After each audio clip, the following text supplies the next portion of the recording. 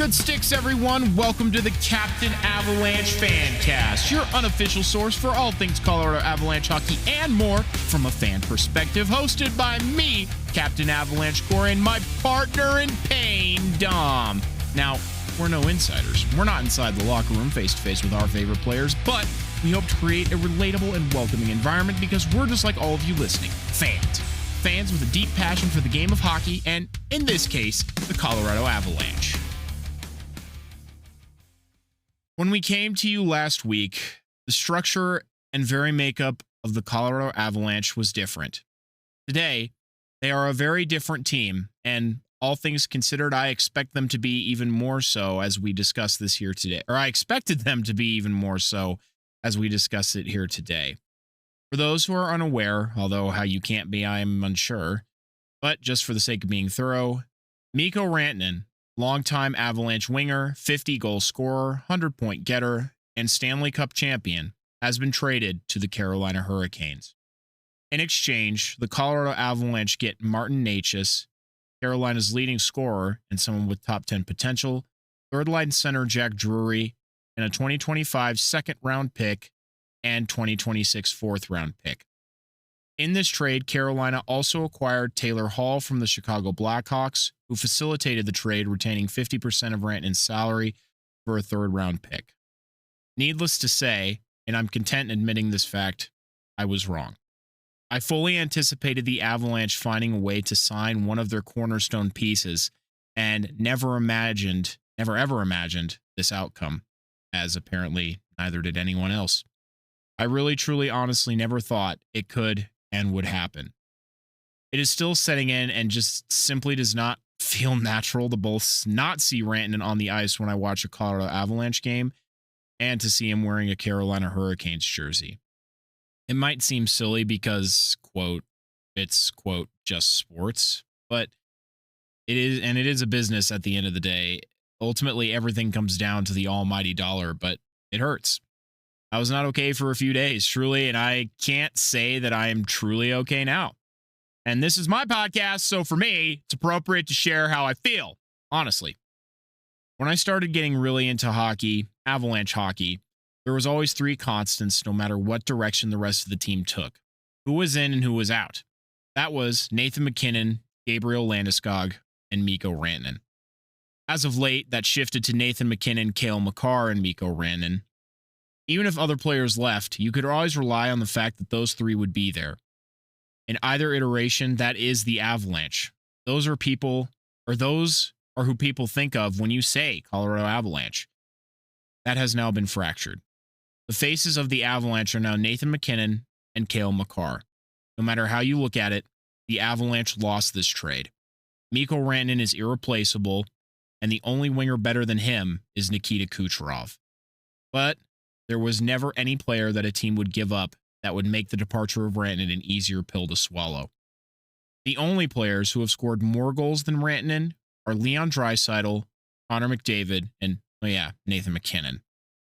Rantanen has 101 points in 81 playoff games. To say he shows up in the big moments is a severe understatement. He is a top 10 player in today's NHL, and his impact on the ice is immense. Thus, why this trade sent such shockwaves through the hockey world. The Avalanche are a worse team today than they were yesterday, but I do believe they are a potentially deeper team. The first question, though, is why? The answer, plain and simple, after the dust has settled, is salary cap.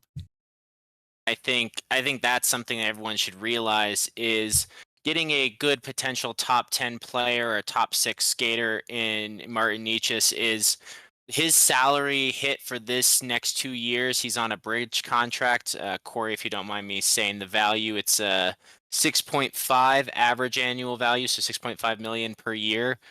Far more manageable number under the current salary cap, and it gives the Avs some time to negotiate the future, especially with all their big contracts. And I'm assuming they're going to be paying Makar a lot, but also their MacKinnon contracts. So that is what we're talking about when we think about the contract offsets. Even if we're not talking about necessarily what Rantanen's number would have been or will be in the future here. But it does make a big difference on that side. But as Corey said, it doesn't matter how much money it costs. There's no player who you could replace Rantanen with, or replace for Rantanen, especially not only his talent, but the fact that he's a homegrown guy and he's been part of the Avs system, and you just know it crushed McKinnon. He's like the "I'm not mad, I'm just disappointed" vibes. Yeah, that interview, God, it crushed you to watch it, hearing him speak, because he wasn't just talking about a teammate, he was talking about a friend.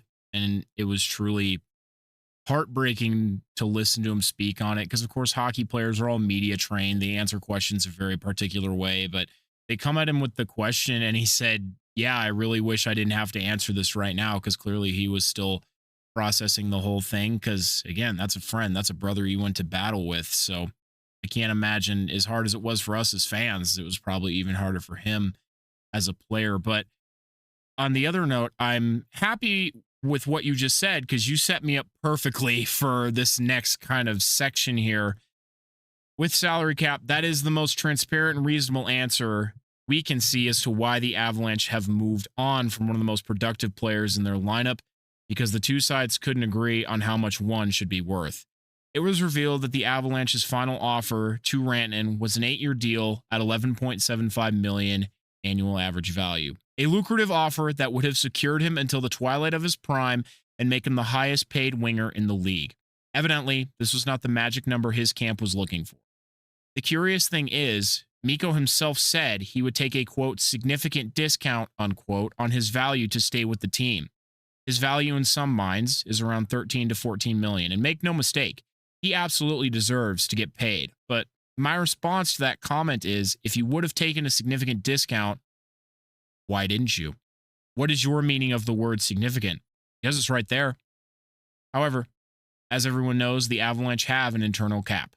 They didn't want Rantanen's contract to exceed Nathan MacKinnon's $12.6 million. And the reason that Edmonton was able to give Leon Draisaitl $14 million when McDavid is at $12.5 is because McDavid is due for an extension at the end of next season, which can then exceed Draisaitl's contract. The Avalanche did not have the luxury as McKinnon's arguable great value contract is not up until 2031. Then, of course, you have the uncertainty of Landeskog's return. You need to make sure that you have the cap available to accommodate it. I love Gabriel. He is my favorite player, and I hope with every fiber of my being that he returns.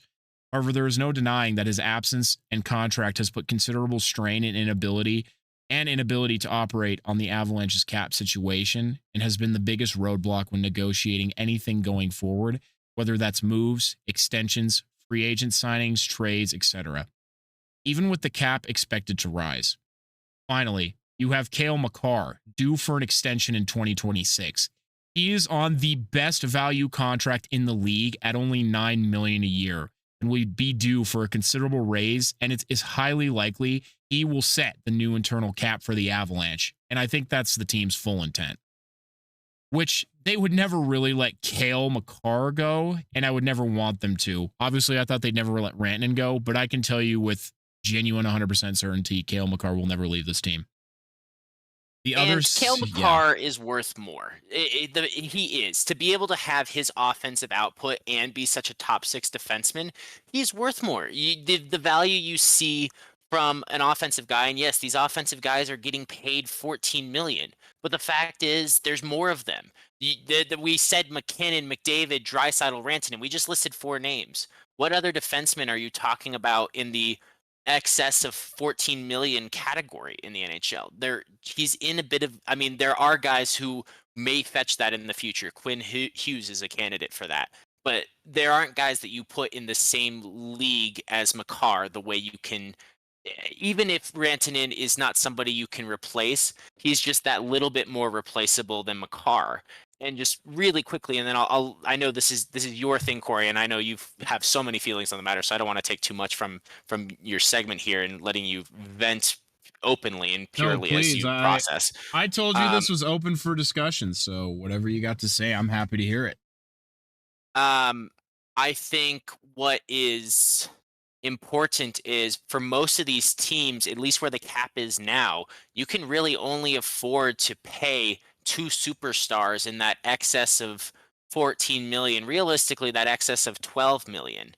When you're at a salary cap of like 90 million, you'd be spending effectively half your cap on two players when you need to have 20 or more that are paid for the season between your two-way contracts as well. So that's just that is a lot of money to dedicate to just two players.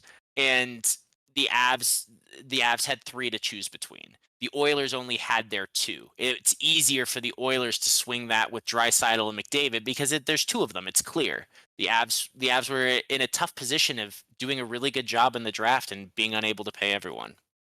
However, with the Oilers, you forget that Evan Bouchard is due for an extension, as well as Darnell Nurse is currently making $9.25 million. And that's an 8-year contract in which he's only on year 3 of, and he's not done a lot to justify that value. So the Oilers are kind of in a tough situation right now, not to mention Zach Hyman will soon be due for an extension off of his super cap-friendly contract here in a couple years as well. And that's a good point. Hyman is going to be probably their third guy in. Although those other names you mentioned, I don't think they even come close. Like if you're saying Darnell Nurse versus Cale Makar, I'm saying what are you talking about? Those Darnell Nurse is a great defenseman in the league. I'm not discrediting him. But it's funny because he gets paid more than Cale Makar. It's hilarious. He's not even in the same league as Cale Makar, who is on such a team-friendly deal right now. It is unreal. So it's it's the unfortunate reality of the situation. Though I would argue the Avs were in both a better and a worse position because they have better depth, which means I think they will be paying. I mean, obviously, you just highlighted some of the Oilers contracts, but I think they will have to be paying more players a higher average number, but that might bring down other than their maximum, you might see a drop from those top two players down to the third best guy on the roster, the third highest paid guy on the roster, if that makes sense. Yeah, well, I think especially for the deal you got Blackwood at. Yeah, well, I think once again you set me up perfectly for this next thought here. So clearly you are in my brain, Dom. I'm scared. Please get out. I am frightened. But the other side of this is the Avs have tried to stabilize their future. Look no further than at the situations that the Penguins and the Toronto Maple Leafs are in. Teams that are built around a core of 3 to 4 highly compensated players and therefore have to cut corners elsewhere don't often lead to success in the postseason once they reach a certain point, with the Penguins in particular, and causes the team in question to have to look for bargain and bottom of the barrel contracts to try and fill in and around the high-end talent they've accumulated. Don't get me wrong. I want Mikko Rantanen here, but I can understand this from the perspective of, okay, instead of blowing 40% of our cap budget on 3 guys, let's send out 1, bring in some center depth and a guy that has top 10 potential, some more youth, and will ultimately perform for a lower number. Then let's use this cap space to bring in 1 or 2 more real pieces to create a more balanced and perhaps future-proof roster that allows us to compete for a cup, but also won't force us into a rebuild once McKinnon and Makar begin to settle into the twilight of their careers.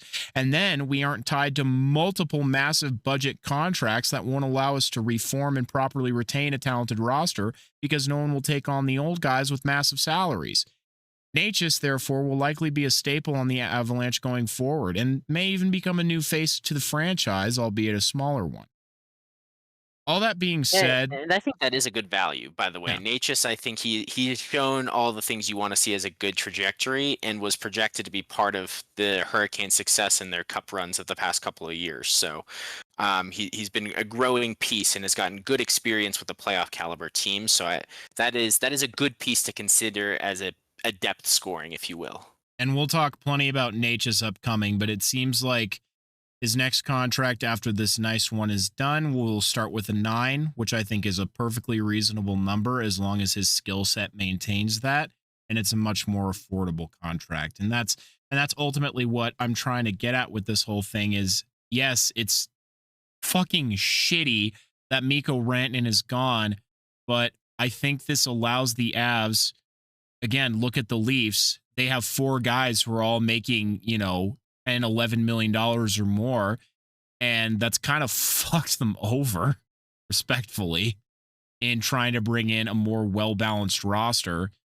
And, John Tavares, despite the fact that he's had a great season, is not worth $11 million right now.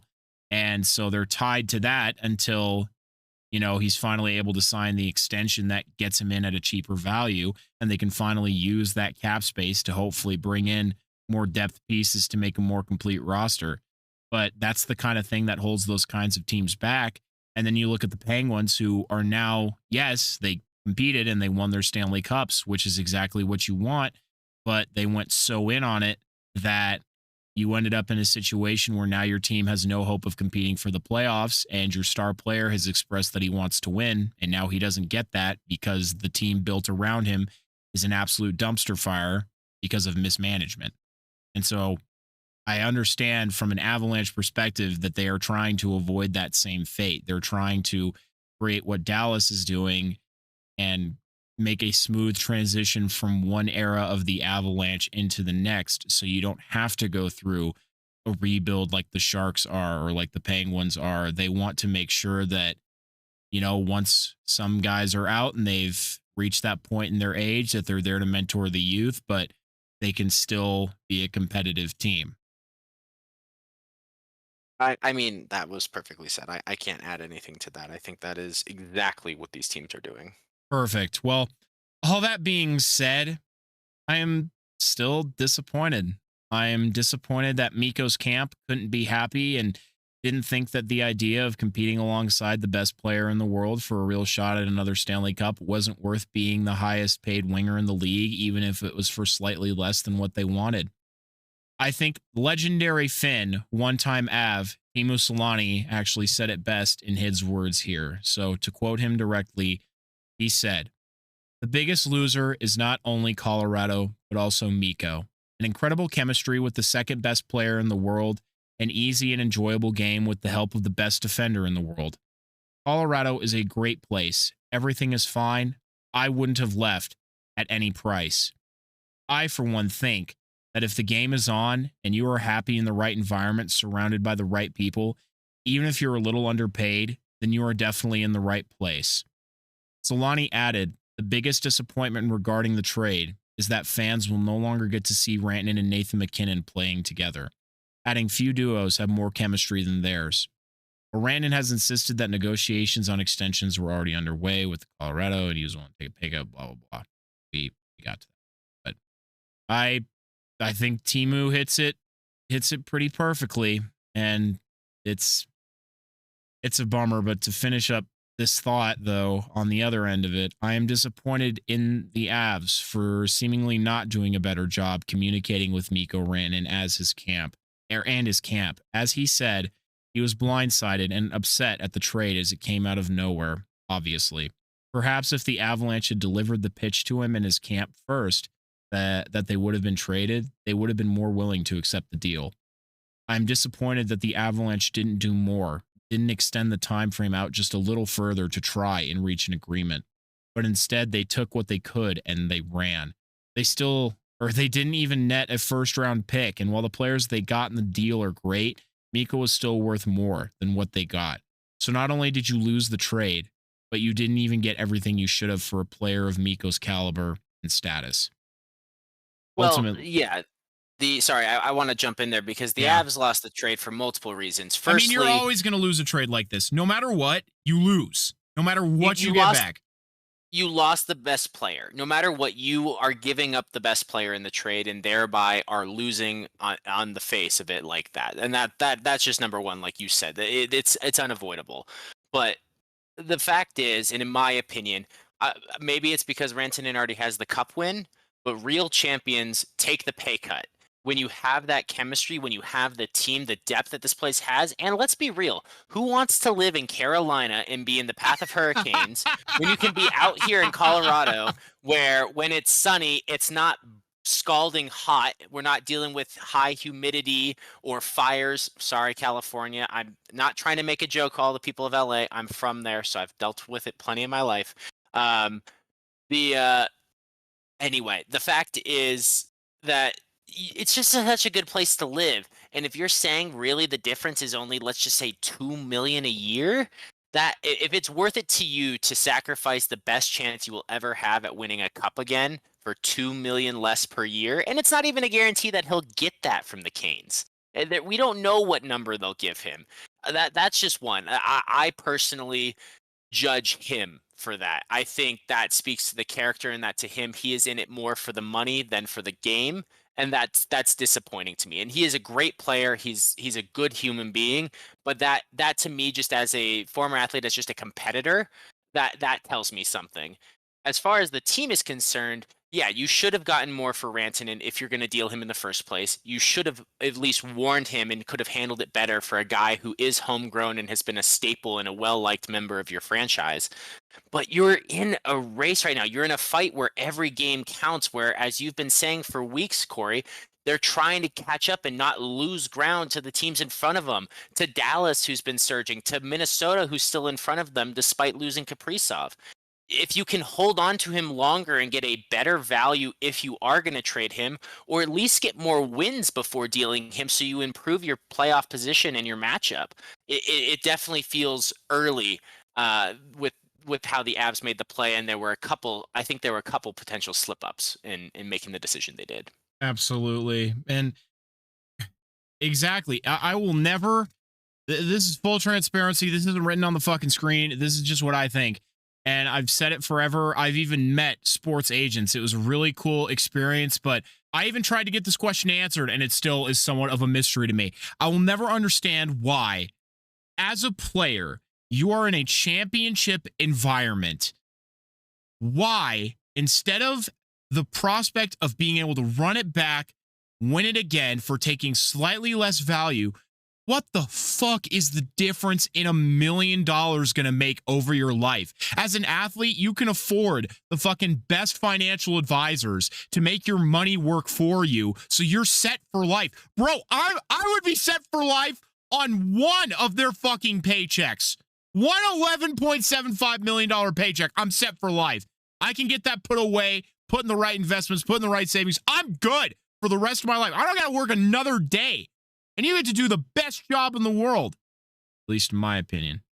But I understand. Well, yeah, I mean, you're putting your body at risk. You're right. You deserve to get paid. You put your body at risk. You're the best in the world. Of course you deserve to get fucking paid. But I don't get it. You're in such a good environment as Rantanen. You get to play alongside, I disagree with Timu, you get to play alongside the best player in the world.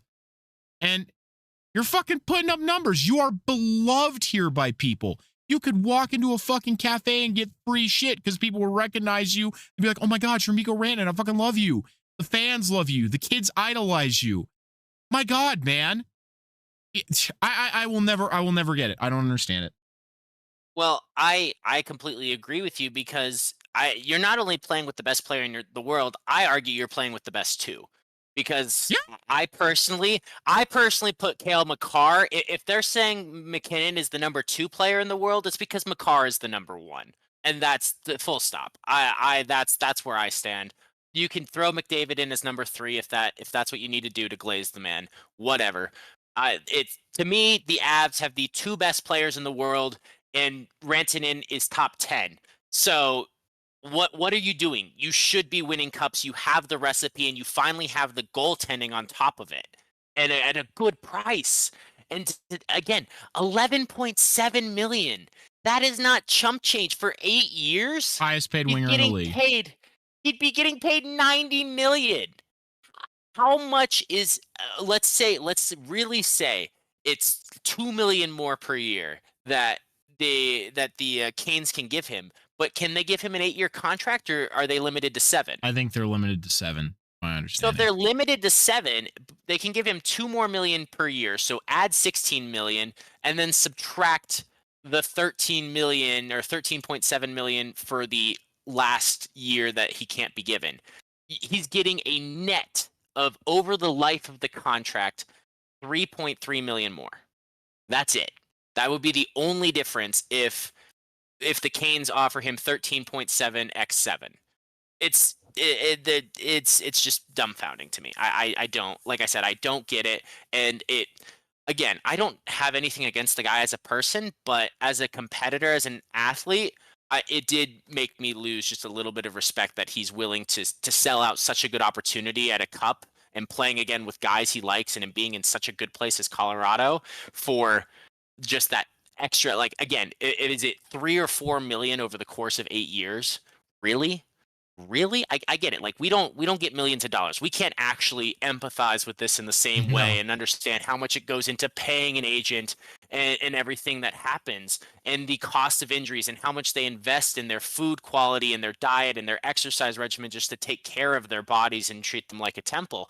But still, it's just that's such a small amount in the grand scheme of things. I mean, he's making more than that per year right now as it is. And he'll probably, whenever that contract ends, if he still wants to be in the league, he'll probably be offered about that much money per year to be the mentor role anyway. It just it to me it makes me feel a little sick. It's like I said, it's just disappointing. And, he doesn't deserve to be shortchanged either. Make no mistake about that. But that's also where I'm mad at the Avalanche. Is I feel like, okay, maybe if you would have told McKinnon that, he could have gone around and just be like, hey, dude, is this really what you want? Do you really want to be traded? So I feel like there was a lack of communication. But I mean, there's so much he said, they said, I said, we said. Like, it's tough to know what is true because I don't want to make any overly harsh judgments on Rantanen's character and say that, he was only after the money, because I don't feel like that's true based on the testaments of his teammates. But clearly there was still an impasse that was present, or hopefully, Chris MacFarland wouldn't have traded him otherwise. And I mean, there's always shit on the back end that we, as people who are sitting here bitching about it online, will never know. We will never, ever know. And that's kind of the crazy part. That's the crazy part about it. We'll never know. We'll never know what truly was said, what happened, what went on, because they can only say so much to the media, to our faces. They can only do this. They can only do that. There are a lot of feelings on this matter from everyone. I certainly went through the 5 stages of grief and still haven't quite reached acceptance, but I can understand why a lot of people, me included, would be angry, especially as more stories and words have come out from both sides of this transaction. Chris MacFarland says his piece from the team and business perspective. Rantanen says it from him and his camp's perspective. Avalanche players shared their thoughts from a personal perspective. Media members like me and Dom tell you how we feel, and the NHL insider stoked the flames of a good story by adding new details seemingly daily. But try not to direct any anger at either the Avalanche or Rantanen. If anything, be mad at Andy Scott, or at least I am. That's Mikko Rantanen and Leon Draisaitl and Mitch Marner's agent, just in case you didn't know. Agents get a cut. Agents get a big cut. People don't realize, and we never know what that cut is. But if they're able to get you the money, they can say, "Hey, you wouldn't have that money without me." And they sometimes demand exorbitant amounts, even though they don't play or put the risk on the ice. And you never hear their name, but they make money doing the dirty deeds in the back of the room. And you're right. I don't want to disparage the man. That's why I just want to say, like, when we talk about on the ice, when we're upset with players not meeting performance, and maybe it's not only about money. Maybe there was something else wrong. And there is fault on both sides here. The Avs certainly made fault. I personally am of the belief that if McKinnon knows and the team talks about it, he would be like, let's renegotiate my deal. It's at 12.6 mil a year. Let's bring it down to 12. Let's bring his up to 12. Just pay us the same. Have the boy here. It's like McKinnon's that type of guy from what I've seen. No, he is. And he gets compared to Crosby, and Crosby has been. I believe Crosby has been underpaid for a good portion of his career. Severely underpaid. And McKinnon is that type of guy, and I get it. There's inflation. The league is just different. It's evolving. The salary cap's going up more than we've ever really seen before. Taxes, yeah. But still, I know McKinnon would be like, if he was talking to the team and be like, all right, what do we need to do? What can I do to renegotiate my salary down just so we can get Rantanen the extra bit to feel equal and want to stay? And we both take the team-friendly deal at like 12 million or 12.1. He gives up 500,000 a year of his and adds 400,000 to what was supposedly offered to Mikko, and then the team gets an extra 100,000 back in salary available. Like, you're telling me they didn't even want to explore that option or give him a chance? Like, come on. We know Nathan MacKinnon is that type of guy. They could have made it work. Yeah. And so, yeah, to finish up on this thought, agents get a cut of what their athletes make. So, of course, as anyone would, they want to make as much as possible. Be mad at Carolina for failing to facilitate a trade for Elias Pettersson or JT Miller. Then Rantanen would still be here. But no matter where you direct your anger or passionate emotions, which we all have a right to feel, those involved especially, what's done is done.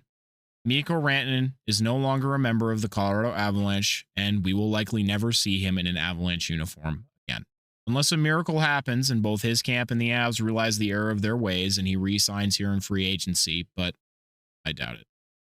I truly wish him continued success as a player and as a person because, like many of you, he was and will always be one of my favorite players. The Moose will be sorely missed on the ice and in the locker room, on our television screens alongside Nathan MacKinnon and Cale Makar, and in our hearts. We now hope that the Avs continue to build on these decisions and create a team that is strong enough and deep enough to go to the Stanley Cup Finals and win it again. All we can do is continue to move forward, and we might as well do so with hope and optimism rather than bitterness in our hearts, at least until.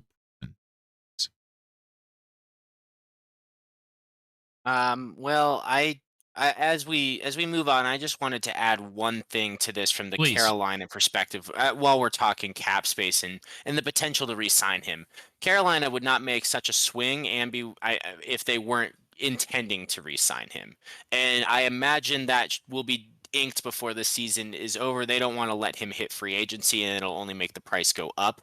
Looking at the current cap space that is projected for next season, they are projected to have an available approximately 31 million next year, 32 the year after, and then it makes a big jump up to 46 million for the 27-28 season. So about half of what the cap is expected to be. However, looking to next year, they have only 24 of up to a possible 50 contracts filled. That's 13 of a possible 23 players. So if you sign for, let's say let's just throw out the number 14 million. That gives you 14 out of the 23 guys that you have on an active roster and leaves them with a mere 17 million in cap space for the remaining up to 9 guys on the active roster, not to mention the up to 20 additional available guys to have standard contracts at all, to be able to have those two-way standard contracts. Looking ahead, and like I said, to 26-27, they have virtually the same amount of cap space despite having less payers paid. So this is a big commitment. This is a big swing. They are counting on Rantanen and Aho having chemistry, and those are their 2 guys. If Edmonton has McDavid and Draisaitl as their top 2, if the Avalanche have MacKinnon and Makar as their top 2, that's what Carolina is showing right now. They are broadcasting, we are willing to spend nearly half of our available cap space for the next couple of years on this risk. And it is such a big risk. And they are the winners of this trade, and we talked about the Avalanche being losers. But if it doesn't work, suddenly both teams are losers, and the Canes are really the bigger losers at that point, to take away from the established chemistry and the growth of Martin Necas and the price that they had him at. So just right now, it might seem like the Canes have a big win, but let's keep our eyes on the next couple of years, because that'll really tell if it was a good trade or not from their side. Yeah, a couple things. One, you're totally right. Because, of course, you grade the trade right now, the Avs lost. No ifs, ands, or buts about that. But it's always interesting to reflect on these things in a few years' time. Because it might turn out that Marty Necas is utterly fantastic on Nathan MacKinnon's wing. They get some good chemistry. Necas puts up 100 points this year or maybe next year, and he's fucking solid for the next, 6 or 7 years that he's with the team. You don't know how it's going to play out until it actually happens. That's always the tough part about sports. everything can only be judged fully in retrospect. Now, Carolina, it's an interesting thing because I agree with the sentiment that I think what was holding them back, because they could always find success and they're always good, but never good enough, was having that true superstar to push you forward, right? I mean, Vegas, they went out and got Jack Eichel. That helped push them over the hump. Fucking Florida went out and got Matthew Tkachuk and Sam Reinhart. That pushed them over the hump. So, I mean, you're looking at what was the missing piece, and maybe Mikko Rantanen was the missing piece. Maybe that's going to get them there. I'm going to be so real with you, though, Dom. I think they're going to fuck it up. I really think they're going to fuck it up. They got Jake Getzel last year. Where's Jake Getzel right now? Well, he's not with the Canes, that much is for sure. Sorry, I'm reading here, so I admit I'm only paying half attention because I was counting of their 23 or 22 active roster players. 11 of them are unrestricted free agents at the end of the season, looking into next year. Tough, bro. Oh my God. And these are at, and that does include Rantanen now, but these are at varied price tags. But they have an aging defense, other than one of their cheapest paid defensemen in Riley Stillman at 26. Each of the majority of their defensemen are all above the age of 30. They're going to age out and slow down.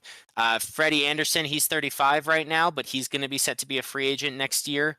And while Kochetkov has been good in his appearances, and you're only paying him $2 million per year, you're still probably going to want to pay Freddie Anderson some amount. He's been a staple of the team, or you're going to want to be paying some other goaltender if you're intending to go on a run. But to have half of your team be unrestricted free agents, have aging defensemen, and have guys like Taylor Hall, who's getting paid $6 million a year right now. I mean, the one thing they are lucky about is that they have Sebastian Aho locked up through 2032 at $9.75 per year. That is the one thing going in their favor, is that they get him at less than $10 million per year. But yeah, there's a lot that they're going to have to do and make some moves for next year. So we'll see again when we talk about it in a couple years' time. We'll see how this works out. But no, I think they're going to fuck it up. I think another team is going to swoop in and fucking snatch Rantanen. I really do. I really do. You know what I would love to see? Because guess who has a buttload of cap space and is rebuilding with a young core that is dynamic and exciting. You know, like, if we're going to talk about this and Mike Greer has been doing a real good job, I mean, I will talk about it later. I don't want us to trade Granlund at the deadline, but if you're telling me we ship Granlund and then suddenly we plop Rantanen in next year, like, that would be gnarly nasty from the Sharks to have a top six like that. I mean, I don't know what you do. I mean, you put him on the same line as Celebrini, but then who do you kick off? I mean, maybe you drop Toffoli down to line 2 and you let him, Eklund, and Celebrini go to town. I can taste it. It sounds like an amazing idea, and I don't want to get excited about the possibility, especially when who knows what's going to happen. And I know you are in a lot of pain and distress over this trade, like emotionally. But bro, could you imagine that? Like, could you like feel like there's some karmic balance? Like, obviously it's not the same thing. They're not the same class of player. But after you guys have Blackwood, if somehow Rantanen made his way to the Sharks, there'd be something poetic about it. I could certainly feel a little more at peace knowing that Rantanen at least went to York. That would certainly make me feel just a little better, for sure. It'll definitely be a chaotic free agency signing at the end of this season. And I really can't wait, because there's a lot of really notable UFAs going into this offseason. You know, Mikko Rantanen, Mitch Marner, and every single person on the Carolina Hurricanes, apparently. So I am certainly fucking thrilled to see what kind of dominoes are going to fall in this offseason. But no, honestly, obviously I want Rantanen to come back. Please, Mikko, come back. Like Rose asking for Jack to come back, even though there was plenty of room on the board for him to be. But anyway, we should not have that debate. That'll take too long, and I do have my own opinions on the matter. Of course you fucking do. I've never even seen Titanic, so ooga booga, everybody, come get me. I'd be fine if he ended up on the Sharks. That would be good. He could be part of the rebuild. Well, But thanks for humoring me with that and being supportive. I appreciate it, man. I'm absolutely. obviously And I here for mean you it. and I mean wanting it. the best for your franchise as well. And I mean I sent you messages right away, and I was Yeah. there right with you, feeling your pain, because I could just sense it Oh, when you said it, and I was dude. just, for everyone who didn't know, I was scrounging the internet for any news I could find as soon as Corey said there was a hint of it, and uh what Well, a just a painful series of events. it was crazy. Okay, no, wait. Scratch that. Finish this thought. Go to that thought. Yeah, no, I think Carolina's gonna fuck up and he's gonna go somewhere else at the end of the season. But I saw something hilarious that said, could the Oilers sign Mikko Rantanen? No. In what reality could the Oilers afford Mikko Rantanen? None. There is no reality that would work. Ever, actually. I'd imagine that he goes to a rebuilding roster or he somehow stays in Carolina. But not a chance he goes to fucking them. So I just thought that was funny. Anyway, thought on that. Yeah, no, it was crazy because I was at dinner and they had the Stars and the Knights game on. And I was like, oh, okay. And I was looking and they showed Rantanen on the screen. I was like, why the fuck are they showing Rantanen on the screen? And of course, it's, a restaurant. You can't hear what the fuck they're saying. You just see your player. You're like, oh, that's weird. Why are they showing Rantanen on the screen? And then I'm scrolling through my news feed as I always do. And just so everybody knows, my news feed genuinely is like all hockey. I have successfully fooled the algorithm. All it gives me is hockey news. That is literally it. Hockey, some occasional music, and video games. And then that's it. Oh yeah, Dungeons and Dragons too, because I'm a fat fucking nerd. So yeah, that's all my news feed is, but like 80% hockey. And I see a thing and it's like Mikko Rantanen to Carolina along with Taylor Hall. And I was like, oh, this is probably just like a speculative thing. Like this is just another rumor mill, like whatever, but I'll give it a read. And I start reading and I'm like, I think his name is Skinner. Yeah, Chef Skinner from Ratatouille when he's reading the note or the letter from Yeah. Yeah, when he's reading the note from Linguini's mom that says that Linguini is Gusto's son. That was me in that moment. I'm reading this, and it's literally saying Mikko Rantanen traded to Carolina. I was like, that doesn't say speculative. That doesn't say like rumor mill. That says Mikko Rantanen is being traded to Carolina. What? What are you saying? What? And I was just, I throw my hands over my mouth. My entire family is just like, yo, what's wrong? I'm trying to get the attention of my mom who's looking at her phone. And I look at her and I just go, they just traded Mikko Rantanen. And everybody was just, oh my God, taken aback at that table. Because of course we're all big sports fans. Most of us big hockey fans. So it was a day. It made the movie that we were seeing much less enjoyable after the fact. So it was a tough evening to say the least. And I remember I was texting people like pretty much right up until the movie started, all the way through the previews, just discussing it with you, discussing it with some other folks, looking at all the news as it literally just bombarded my phone. So it was wild from beginning to end. Yeah, no, it certainly was. I just really quickly need to rant about something Yeah. totally unrelated, just because I just got a notification. As you know, I ordered my personal Macklin Celebrini jersey just a week ago, so that it would hopefully be here in time for when we go to the game together for my birthday. And I have the standard 3 to 7 day shipping, right? And today I get notified and it finally says it's shipped. So Fanatics, please tell me why the estimated arrival is all the way out at April 7th when it was promised to me by February 14th. I'm hoping this is a fucking glitch, because I swear to God, if I can't wear that Celebrini jersey to that game, I'm going to be having some words with the Fanatics team and somebody's giving me a voucher for some shit, because like I'm dropping $200 plus on a jersey, a fucking nice official one, and you're telling me you can't get it here in a month, let alone like you're saying it's going to be 2.5 months? Like what the fuck? When it's 3 to 7 day shipping and you just today tell me it's shipped and yet it won't arrive here by April. Like, Corey, please tell me, help quell my anxiety and tell me this has happened for you before and it's just a glitch in the online system. Well, really funny. So obviously my birthday just happened, and one of my gifts didn't arrive on time for my actual birthday.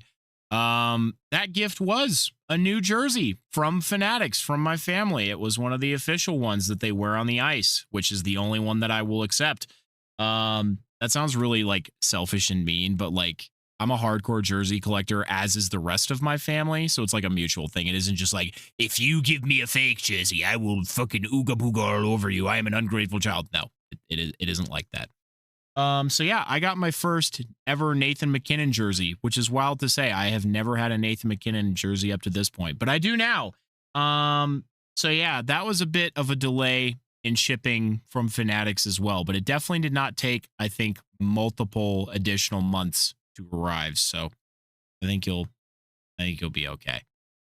All right. Well, everyone out there, if you're listening, please cross your fingers, send up your manifestations, your prayers to whatever it is you do or believe in. Please just send some support, because I've been waiting to feel comfortable and in a good place to buy this for myself, and I've been very excited about it. So As you should be. I haven't. I mean, there are players, and as you know, Corey, I still need to get myself. I want one of the old Patrick Marleau ones from back Those when I was a ones are kid, sick. with like the hints of gray in there, the older Shark logo with the way the stick broke differently in the teeth and everything. I still will get one of those. They're just very hard to find these days, but I don't think anyone understands that this is the most excited I have been to buy a jersey in like ever. And I was so happy to get my Brent Burns one. I'm very happy about my football ones I have. And like Corey, I very much believe, and it's not about being snobby. It's just, if you can, it just feels nice to get the Right. actual The official ones, and stitched. to have what the players are wearing, and just the quality of it, because you also know it'll hold up over the years. That this jersey I can buy it once and it's gonna last me a lifetime type of thing.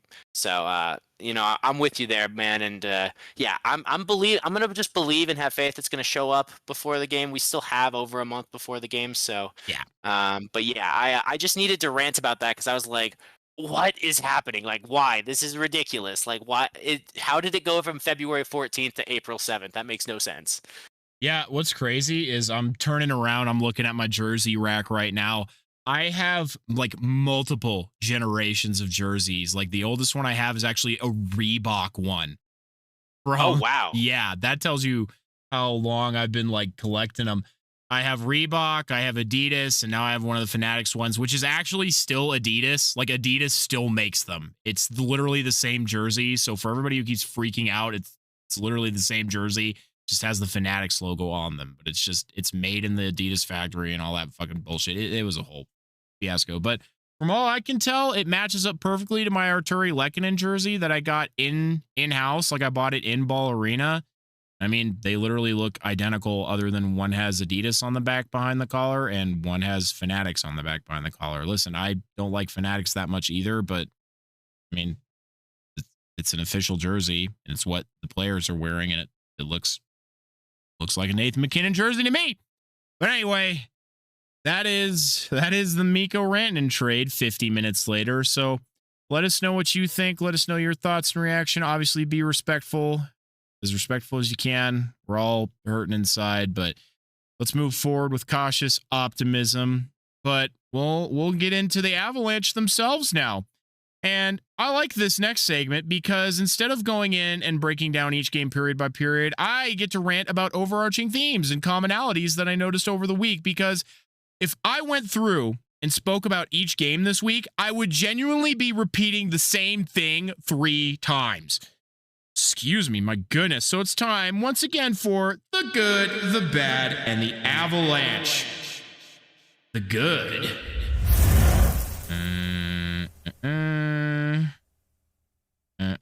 I'm going to cut this out. Probably not. Okay. So the good. Despite the never-ending pain of the loss of Rantanen, all things considered, Martin Necas. Okay, first of all, his name. It's Czech. And the way he said it, because it was said a couple different ways, like you can call him Marty Necas, like that's fine. But there's like a subtle Y, like Jan Stasny said it a bit more severe. He was like Necas, but it's not quite Necas. Marty himself said like Necas. It's like a little less severe of a Y, and I'm sure it does not come through as well over the microphone here, but just look it up. But it's okay to say Marty Necas, but it's like Necas. So if I kind of go back and forth, you know why. And Jack Drury, both are already looking fantastic. Brandon, whose success I will continue to root for until the end, just got his first point in a Hurricanes uniform against the Rangers. Fun fact, all of the new players in the transaction got their first point against the New York Rangers. So it's a little mini fun fact for you there. But after a quiet game against the Bruins, Necas has 4 points in 3 games, and Drury has 2 points, both of which were goals. Not too bad, all things considered. And Drury reminds me very much of the kind of player that Logan O'Connor is. Gritty, a lot of energy. If you need someone to go and get you the puck, he will go and get you that puck. Not only that, but he's excellent on the face-off dot, and he has a good scoring touch. He won't score often, similar to O'Connor, but he will create opportunities, and occasionally they'll go in through pure tenacity. Necas is so crafty and so fast. I cannot get over his hands. He's the same kind of vision that Jonathan Drouin does. For example, on the first goal against the Islanders, he threads it through 4 Islanders players, drawing their eyes to a streaking McKinnon, who set up Arturi Lehkonen for the butt goal. Pause real quick. Dom, did you happen to see the Arturi Lehkonen butt goal? No, I actually didn't. So please share and send me a video if you have it. While you're doing your segment, I'll get on Instagram and I'll send it to you, because it was, oh god, it was such a cool goal. Like the Avalanche have 68 third period goals for third in the league, and Arturi Lehkonen leads the Avs in goals from the ass, because that is not his first goal from the ass this year, or at least falling down. So it was just funny. But yeah, it was an awesome goal. Total highlight reel. Where was I on my notes? Yeah, Necas is also very good at entering the zone and getting in behind the D to start to set up a play or just take it to the net himself. He is passing it quick and crispy, and he has a fantastic ability to dance around defenders. He isn't Rantanen, he never will be, but I am already satisfied with the returns of a trade that hurt. I can see both him and Drury being a part of the Avalanche's future, and I don't know why I didn't say it. Oh, no, I did say he's fast, but yeah, no. If you haven't watched an Avs game recently, Dom, please do, because you can see Necas. That motherfucker is fast, like really fast. And for having to drop in with Nathan MacKinnon, who is arguably the fastest, or at least tied with Connor McDavid, that's a lot to ask. And Necas is fast, and he's smooth fast. Like MacKinnon is powerful horse fast, but like Necas is like sports car fast. You know what I mean?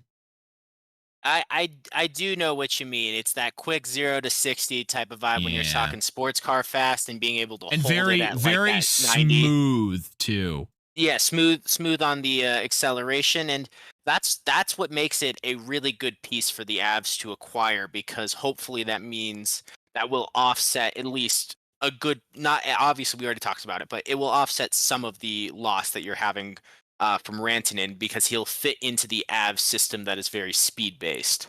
All I'm saying is, if we can get Necas anywhere even close to 100 points this season, like 85, 90, I'll feel pretty happy, because it's like, yeah, Mikko scores over 100 points every year. So it's like, if you can get Necas in that fucking area, it's like, okay, yeah, there you go. So anyway, Arturi Lehkonen is the most clutch player on the Colorado Avalanche. This man lives for game tying and game winning goals. When you desperately need just that one goal to tie, or that go ahead goal, look no further than Arturi Lehkonen. Look no further than the game this week. The only guy to have at least a goal in all 3 of them, not to mention the final 14-second game winner against the Rangers. I also learned during the Islanders game that he is nearly a point-per-game player in the playoffs with the Avs. Nothing will ever replace Rantanen, but all the Finns on the Avalanche are simply sensational, and Arturi now sits atop of that pyramid. With his goal against the Isles, he has tied his career high at 21, and it would not be surprising at all if he hits 30 goals this year. He has an impact very similar to Nichushkin in that he plays on both the power play and the penalty kill. His importance and impact on this team can never be understated, and he is a player you can always count on to reliably come up big for this team. Not to mention his chemistry with McKinnon is second only to that of the Moose. All right, now it's time for the bad. Losing. Of the 3 road games, all of which were winnable games for the Avalanche, they walked away with 2 of a possible 6 points. It can be somewhat forgiven in the fact that the Rantanen trade threw absolutely everything out of whack. Everyone lost sleep, there were a mix of emotions, and the very structure of the Avalanche was changed. We've discussed it at length already, but I'm sorry. You need to get your shit together and win games. Against the Islanders, the Avs doubled them up in offensive zone time and led the game in shots for about 50 minutes, starting from about the second half of the first period. They did a great job after not doing so in the first, generating extended zone time against a team that is touted for their defense and also had numerous rush chances. Yet, the Avs were the team with 5 goals in the back of their net. I could argue and will that if Josh Manson's goal wasn't called back, it's a completely different game, but you don't win games if more pucks go in your net than the opponent's. The Avs simply cannot afford to lose right now, which is tragic that I have to keep saying this. Obviously, you're not going to win all 82. I've always understood that, but when you're actively outplaying your opponents like the Avalanche was getting circles around the Boston Bruins. They outshot them 28-15 and hardly let them touch the puck. They were playing with a fire and tenacity that was full of emotions from the loss of a friend. But they lost anyways. Look, any given day, but these 3 games were all against non-playoff teams or fringe teams. The Islanders were hot on a 4-game win streak, but the Rangers were also hot on a 10-game point streak. Or no, not 10-game point streak, sorry, 10-point streak. You won that game. You need to be walking away with more points. And I think Jared Bednar put it perfectly in his post-game comments after the Isles game. He's always very poignant and honest, and he couldn't have been more on the money. To quote him, quote, "I thought we played 3 solid hockey games and we won 1. So that's getting a little old for me. I think ultimately we've got to do a better job converting on some of our chances. That's the big one, because this game and Boston were very similar in that regard. And then I'm not liking the goals we're giving up. We're not giving up a lot of chances, but when we're giving up chances, they're ending up in the back of the net. And there, coverage mistakes. Half of them, it's like individual guys getting beat in their coverage, and it's costing us. So standards going to have to go up. We need results, and we're not getting them. Close quote. So I like that final bit there. We need results, and we're not getting them. It's what I've been saying for the last several weeks now, and it's just a fact. The Avs will make the playoffs. I've said it already, but you need to push harder than this. This is a team that's capable of winning a lot of hockey games, and you're not doing it right now. The biggest difference between you, Dallas, and Minnesota is in these games where you're outplaying your opponents or the games that are close, those teams are winning, and you're not. And it's unacceptable right now. You need to win games. It's stupid and it's simple, but you don't get into a better playoff position if you don't win games. People say regular season doesn't matter. Yes, the fuck it does matter, because if you don't win in the regular season, you don't make the fucking playoffs. Anyway. Well, and really quickly, not only if you make the playoffs, and we're all in agreement that the Avs are going to make the playoffs, but do you really want to play against the Winnipeg Jets in the first round? Like, do you? I get it. Hellebuck had a rough year last year in the playoffs, but I mean, the man should be basically a lock for the Vezina at this point. Like, in my brain, he's already a lock. I get maybe we can't actually say that, but in my brain, he's a lock. So do you really want to go up against the best goaltender and see if the same thing happens as last year, or if that was just a fluke? Or do you really want to play Edmonton, who's surging and actually passed Vegas suddenly? Yeah, I don't know. I get it. It's tough in the Central. You probably don't want to play Dallas either, but I personally would think the Avs have a better shot against Dallas or Minnesota in a 2-3 game than against either. Well, maybe I actually think the Avs would play Edmonton well, but you don't want to have to go up against Edmonton and McDavid when they have home ice advantage in the first round. I cannot even lie to you how funny it would be to send Edmonton home in the first round. That would genuinely be the hey, funniest fucking thing in the world. we would all love it, and you know what that would mean? That means that LA can finally advance to the second round, and they would be beating Vegas to do it. So you know what? Let's have that happen, and then the Avs against LA. That'd be a fun series. Maybe this is what we should be rooting for. Not actually. We want the Avs to get into a best position possible, but that would be a fun. That would be an enjoyable series for us as fans. Truly. See, yeah, that would be fun. But okay, getting through this. Mackenzie Blackwood is human. It was only a matter of time before more than 2 goals got past him. And for all intents and purposes, Blackwood still looks amazing 90% of the time. But I can't help but be a little disappointed when 4+ goals get past him in back-to-back starts, especially now that we have made the significant investment. I ultimately believe he'll be fine. Goalies go through rough stretches. It literally fucking happens. But I have not been a fan of some that have gotten through in the last couple of games. But more often than not, he gives the team in front of him a chance to win every night. While the collapse against the Isles was a team effort, it didn't help to have two more go through when the team was robbed of 1 goal. Wow, that was worded very poorly. It didn't help to have 2 more Islanders goals get through when the Avalanche were robbed of 1 goal off of a terrible goaltender interference call, and they worked hard to then bring it within 1. In his defense, the game against the Rangers nearly did still result in the 900 save percentage as New York poured it on. And maybe this should have been in the Avalanche section, but when your goalie lets in 4 or more, that's bad, especially given previous performances. Well, and just to help summarize just some actual numbers to this, we've talked about Blackwood as being a guy who has consistently, when he has good defense in front of him, be a 900+ save percentage and a GAA less than 3. In the past 2 weeks, he has a 3.68 goals against average and only an 874 save percentage. So it has been a rough patch in this period. And I mean, I blame that on the team as a whole. They've played great in front of him offensively, but defensively, too much has been getting through. And so everything needs some cleaning up. And I think and I'll talk about it here in a bit, I think with some practice, hey, new guys, let's get it all figured out now. I think they'll be okay. But unfortunately, you can't fully be blaming this on an injury thing anymore, because now you only have 3 guys that are out. Really 2, because I won't count Gabriel Landeskog, but we only have 2 guys now that are out injured.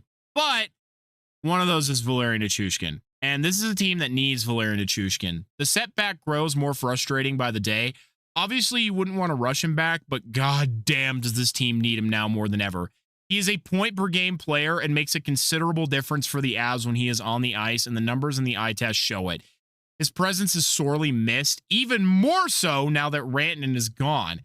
It is unfortunate the Avs are so reliant on his presence. They can win without him. Obviously, they have to, and they have, but it is far, far easier to win with him.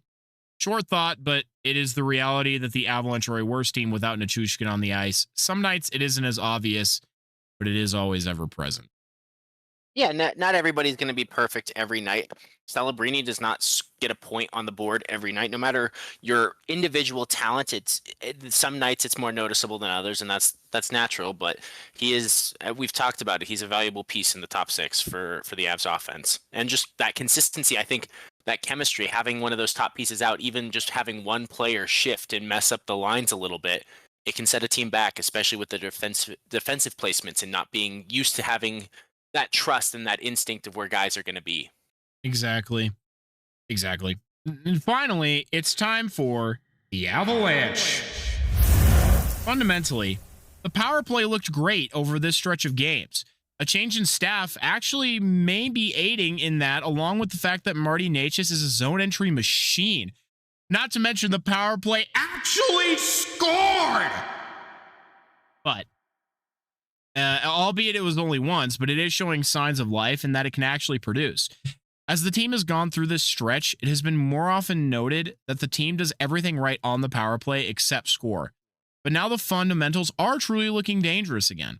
I think it's only a matter of time before it starts producing, and you are seeing much better, snappier, quick passes and fewer of them before a shot or shot attempt is taken. the hands of Necas almost broke through multiple times against the New York Rangers. And I feel once the new additions can actually settle in and the chemistry is fully formed, which is happening at an accelerated rate given the circumstances, they'll begin to get points again. Because this is what we're seeing in all 3 games on almost all of the power play attempts. Now, both Marty Necas and Drury both got 0 chance to practice with the team before being thrust into the lineup. Imagine you are traded with no warning and are suddenly told, okay, you're playing on the line with the best player in the world. Good luck and keep up. Neither player had any time to learn the system or really even meet any of their new line mates or teammates. The hope for me is now that they have till Friday and we'll be back in Denver, that they will have a chance to really practice, go for a morning skate, and actually get used to the new conditions that they're under. But it goes the other way as well. Hey, Nate, we took away your most productive line mate ever. Here's a new guy that neither you, Druin or Arturi have any familiarity with. He's your new winger. Have fun.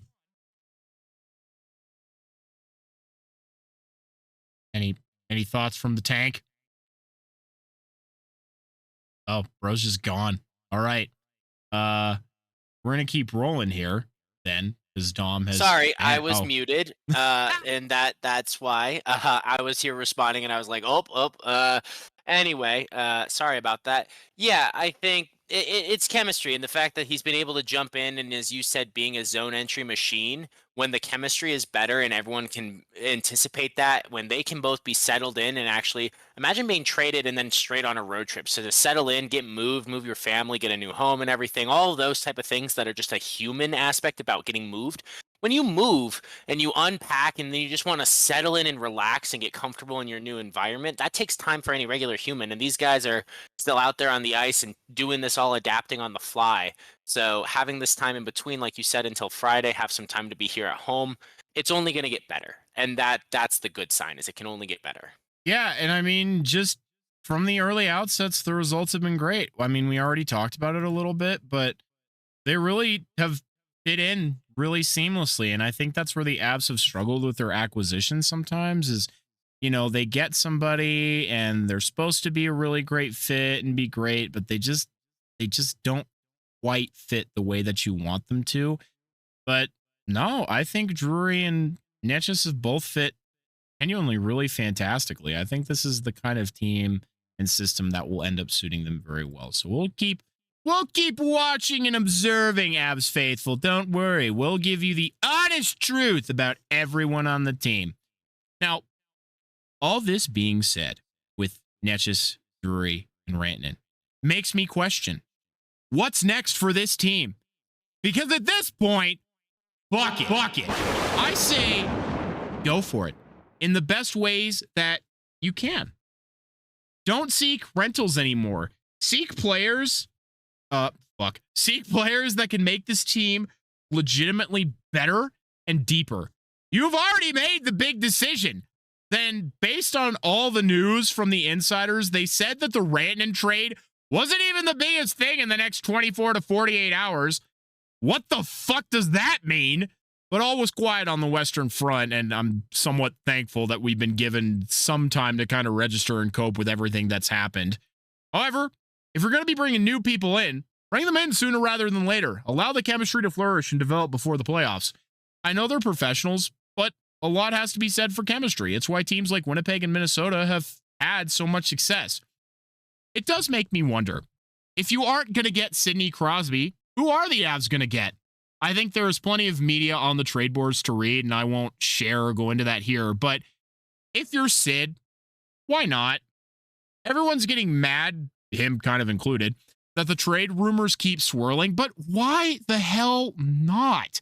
I respect Sid in the fact that he said he took a discount because winning comes first, and he wants his team to succeed. But Sid, your management team is not helping your team win.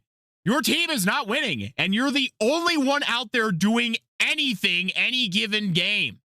You took the discount, and the people in charge have done nothing for you, and your team is not winning. They are actively... Not to mention Malkin now being on IR and having a bad season to boot before that. Yeah, they are actively failing you. You're going to be retiring in the next few years, and this team will give you no more shots at the playoffs and a chance to win. I respect and I understand the loyalty to your team, but come on, Ray Bork this motherfucker, and then bring the cup back to Pittsburgh just as Ray did to Boston. You have the blessing of your fans to be here with Nate. I don't give a shit if me stoking the fire makes some folks mad. I am allowed to dream and speculate. Sidney Crosby. Let's just make it happen already. I mean, we've talked about it, the fact that his respect for McKinnon and how they've trained together in the past, it is a good fit, especially with a team-friendly deal. It is a team that can win. He doesn't have a lot of time left. The people of Pittsburgh understand, and at a certain point, yes, he's been loyal to his franchise, and I don't think anyone would take away from that. And it is commendable to try to play your entire career for one franchise, and something that is very, very few and far between these days. But there has to be a line at some point where a true champion, a true winner like him has to be open to moving to a new team. Well, here's the little thing, right? Is he says he wants to win, but with how it is right now, you either win or you stay in Pittsburgh. You cannot have both. You cannot have your cake and eat it too. You must have you were cut out. Oh, hold on, Dom. Pause. You are also cutting out, so let me do a quick adjustment here. Try and fix that. Okay, go ahead and talk. We'll do a test here real quick.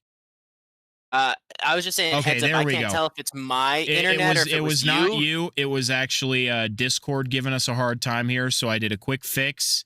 We are all good. We're all good. Yeah, because you were cutting in and out, and I tried to tell you, and I couldn't tell if you heard me or not. I kind of heard you come through because you were cutting in and out because our middleman was kind of fucking us over there. So what I was saying was, you can either win or you can be in Pittsburgh. Both of those cannot happen at the same time. You cannot have your cake and eat it too. These two things do not coexist.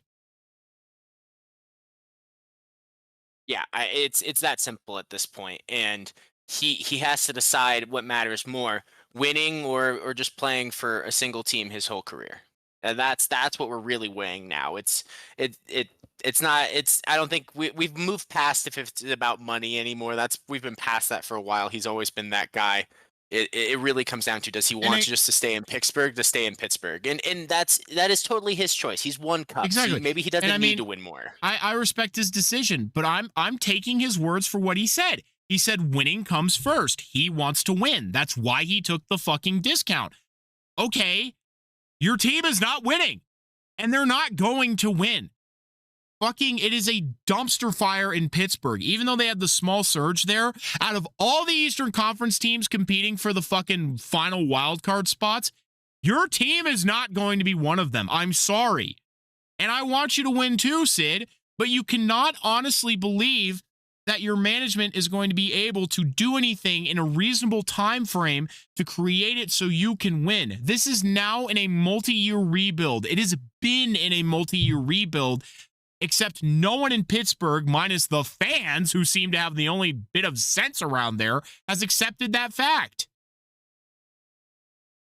Yeah, I mean, the fact that the fans see it, have accepted it, and now encourage it, that is such a big thing, is that the fans who would be so attached to him can see it and want what is best for him and want him to be able to win, as he's always talked about, and they're trying to give him permission. I know, and it's, you got to wonder what is it gonna take for him to actually make that jump. And I mean, I get it, dude. Like, your life is in Pittsburgh. Your family.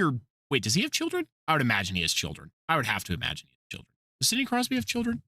I'll go do some research, because please I think look. he does, but he's also like, he's such a class act, but he's very private about his personal life. I know, exactly. Well, anyway, your family, your life, everything is in Pittsburgh. I understand that. Ray Bork played 18 years in Boston. All of his history is in Boston, but the most important milestone in his career happened in Colorado. And obviously, Sidney Crosby, the main difference is he's already won 3 Stanley Cups. He's done everything you could ever want to do in your career. But if you want to win, dude, come here. We want you here. Your fans in Pittsburgh want you here. Come here, play with Nathan MacKinnon. It would be so immaculate. And you know what? Fucking all the media people who are like, this is just ridiculous. We need to stop speculating on Sidney Crosby's trade. Quit being a little fucking piss baby, all right? This needs to happen. And I don't understand why everybody is so resistant to it. Of course we want it. Of course, we're going to speculate, but like, come on. It's just, it makes too good so of a fit much to not sense. speculate. It makes literally too much sense. But whatever, we can dream. Clearly, it's not going to happen. Sidney Crosby has made his decision. He says he wants to win, but he's going to stay in Pittsburgh. So, and okay, to answer Sid. your previous question, he does not have kids. He and his longtime partner since 2008 at least have no reported children. So, always a possibility they could have had children on the DL and never posted them. Like I know more people are doing that these days. But we none that are known. So yeah, Sid the kid is the only kid. So there you go, Sid. Grab your wife, grab your shit, come to Colorado just for 2 years. You don't have to live here, dude. Like, go back to Pittsburgh in the offseason. And that's what Ray Bourque did. He fucking was still like wholly ingrained in the city of Boston, and they still loved him for it. They weren't mad because he came to Colorado. They were like, fuck yeah, dude, go win his fucking Stanley Cup. And that's what happened. Come here, win with us. We will win the Stanley Cup if you come and play on this team. I know it for a fact. If you come to Colorado, Sidney Crosby, we will win a Stanley Cup. You can hold me to that. You can hold me to that. If you ever hear this, you never will. But if you ever hear this, Sid, you can hold me to that. I have so much respect and adoration for you, even though it sounds like I'm being a disrespectful jerk right now. I'm not trying to be. I'm just trying to tell you, come to Colorado. It doesn't have to be your permanent residence. Come here to work. A lot of people move for their jobs. Move for your job and come and win. We want you to win, Sid. We will make it happen. You will win here. And you can always go back to Steeltown, like you said, or Schittsburg, depending on who you ask. Dealer's choice. But he's going in the rafters there, no matter what. Oh, yeah. There's nothing left to stay for other than just that. Yeah, other than that pride or that just really that desire. And he should admit that out loud and to himself that maybe something matters more than winning, and that is being a career guy in one place. And just if he says it out loud and admits it, fine, I'll accept it. And you know what, man made his choice, and I support it. He's a legend. He's an actual legend. So I'm not going to fault him for it. I'm not going to judge him for it. But I guess I don't want the guy to be lying to himself either. You'd hate to see that happen if he's telling himself he wants to win and he won't go, or telling himself that he can't go because he would be letting down his fan base and letting down Pittsburgh, and that's obviously not the case. And so you would just hate to see that happen and have him cost himself an opportunity for a reason that really doesn't need to happen. It's a sinking ship, Sid. Get on the lifeboat. Your fans know it. Everyone else around the league knows it. Be the Avalanche. Don't stay there just because you feel like you have to. You don't have to. And I mean, I feel like it's hard, right? And I mean, I would even maybe say it for Nathan MacKinnon when his career rolls around. If the Avs aren't in a good spot, it's like he wants another crack to win. I'd be like, yeah, you know what? He has my blessing to go to the fucking current hottest team who can give him a chance to win. But maybe that won't happen. Maybe it will. I don't know. But that's what I'm saying. It's like if you have everybody's blessing to do so, everybody wants it to happen. Except for apparently you and Kyle Dubas, which, of course, your happiness and your decision is the most important thing. So, whatever. We've perseverated on it for fucking 20 minutes. Really quick. I just want to add, as it's not the same level. MacKinnon, Crosby, they're another caliber of player, but look at Jumbo Joe. Look at Patrick Marleau. Yeah. Look at Pavelski. Look at Brent Burns. Like, if you're let the team, let the fans support you in going out there and chasing championships before your time is done. Damn it! Now you gave me a new thought. No one thinks any less of you. Yeah, and it's like, Sid, by getting traded here to Colorado, you can also help your team. We will give you back assets and youth and younger players and picks that you can use to revitalize and rebuild the team. You can help your team by coming here. So if you care, you will come. Okay, no, I'm moving on. I'm moving on because we need to get to the tank. Here's just some rapid fire shit. Mark Stone took a headfirst dive at Miro Heiskanen's knee. What the fuck? Grubauer was put on waivers, and Drew Doughty made his season debut this evening against the Panthers and seeks to play for Team Canada. Yeah, well, the room for Canada's I believe because Petrangelo has withdrawn from the Four Nations, so that's Correct. where he's making his bid. The Mark Stone hit, I went ahead and watched it, and he's claiming that Heiskanen tripped into him, and Heiskanen is actively trying to avoid him. Man is on his hands and knees like he's doing yoga, reaching out with his stick, like. It was some fucking bullshit. If Mark Stone and the Vegas team as a whole just wasn't such big dudes, that man would not have been able to leave the rink without being like chased after for a couple fights that night. Like Yeah, it's it was just not. It was it is not great. unreal the damage he did to one of the young upcoming stars or younger I should say on the Stars team. It is very uh I fuck I don't. Vegas, man. I Just don't fuck like. Vegas, I man. don't like the Stars because they're our division rival, but I fucking hate Vegas and Mark Stormo. Fuck you, Rico. Does Rico listen to these? He at least listened at the beginning.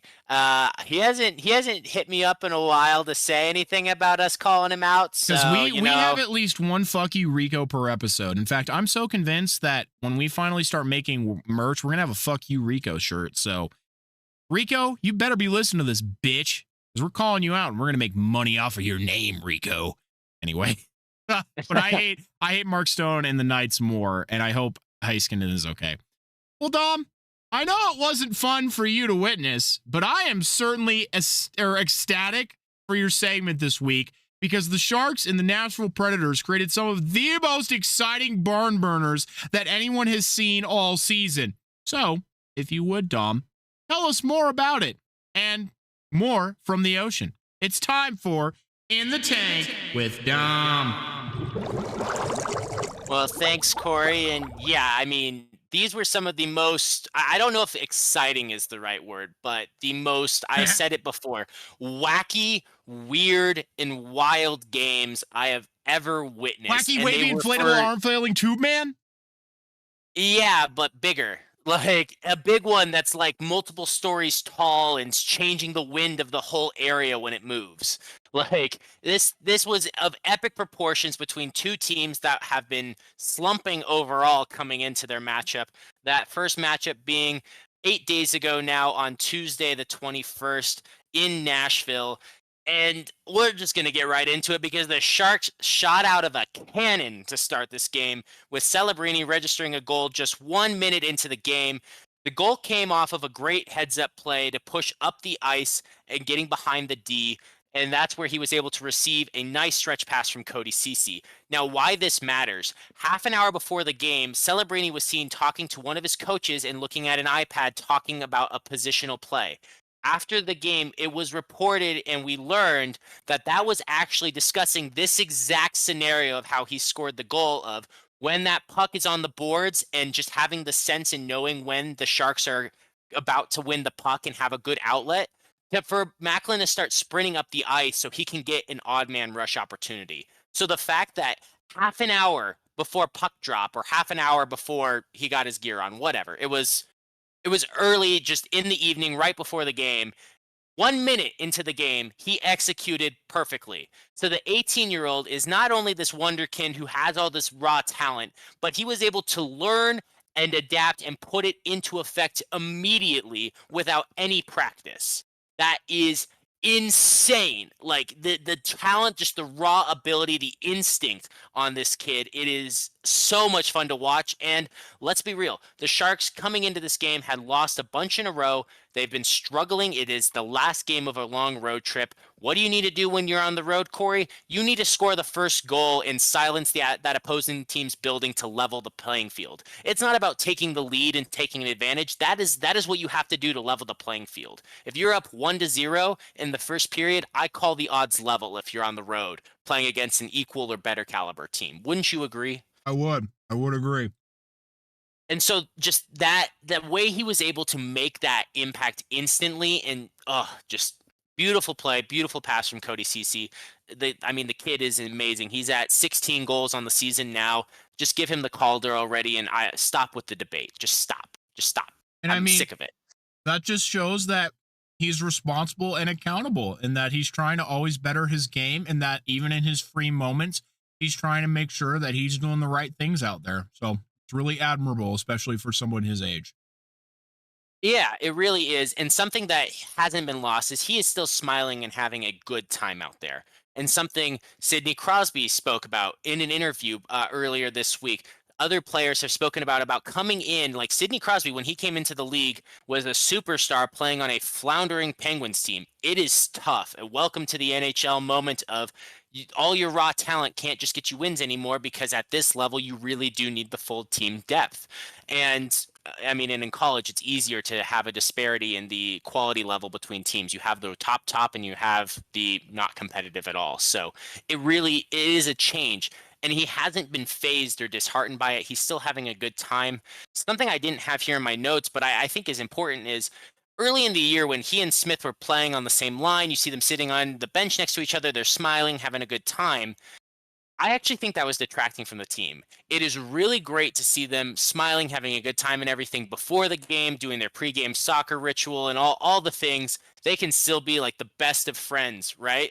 But I think it has actually helped ever since he has been on a line without Will Smith, that his focus, his intensity, his drive, his killer instinct, as a true Shark should have come out and have really shined ever since he's been on this new line with Toffoli and Eklund over the past month. Hold on, So, pause. Did you sneak a fucking pun in there? Maybe. You motherfucker. You don't think I didn't catch that, even though I'm sitting here eating my chicken pot pie. I heard that shit. At least it was cleaner and less forced than my normal ones. It was subtle. It was subtle, but I fucking caught you. I caught you. All right. Well, we'll find something to compare you to with that laser focus and good attention. Now, enjoy your pot pie. I have more Sharks to talk about. The first period was definitely physical. Not a ton of shots, actually. For the entirety of the first period, both teams actually only had 8 shots on goal. And maybe that's not, I shouldn't say only, but for all of the action that had in this game, and for the fact that the Sharks scored 4 goals in the first period, 8 shots on goal feels rather small to me. And really, it wasn't until 11:42 in the first with my next real note here, and that is when Luke Cunnin, it was made it 2-0. It was actually an odd goal, because when he shot it, it went bar down and didn't hit the ice again. It lodged in that little back of the netting area. And so players were still skating around for 2 hours. Some people thought the goaltender Nedeljkovic had it. Others thought it had gone out of play. You could hear it tap off the bar. Nedeljkovic, but it wasn't. That's Penguins. I thought we were talking about Nashville. Oh, I'm sorry. You were correct. It was UC Saros. I was thinking of a different goal that was scored in the Penguins game later, since I was. Anyway, sorry. My brain was in the Penguins land. Thank you for correcting me. UC Saros was kind of looking around. People thought he had the goal, and UC Saros is a really good goaltender. We've talked about it. He's not having the best year, and that's partly a product of Nashville not playing well in front of him. But no one really had an idea, and people were still kind of skating around and looking. The horn didn't go off originally. Even the refs didn't instantly signal it was a goal. So it was one of those odd ones. You know what I mean, Corey? Where it's it went bar down at that just the right angle where it just nicked the bar and got wedged right in the back of the net. Patrick Kane, a la Philadelphia Flyers Stanley Cup Final. No one knows it for him. Yeah, I got you.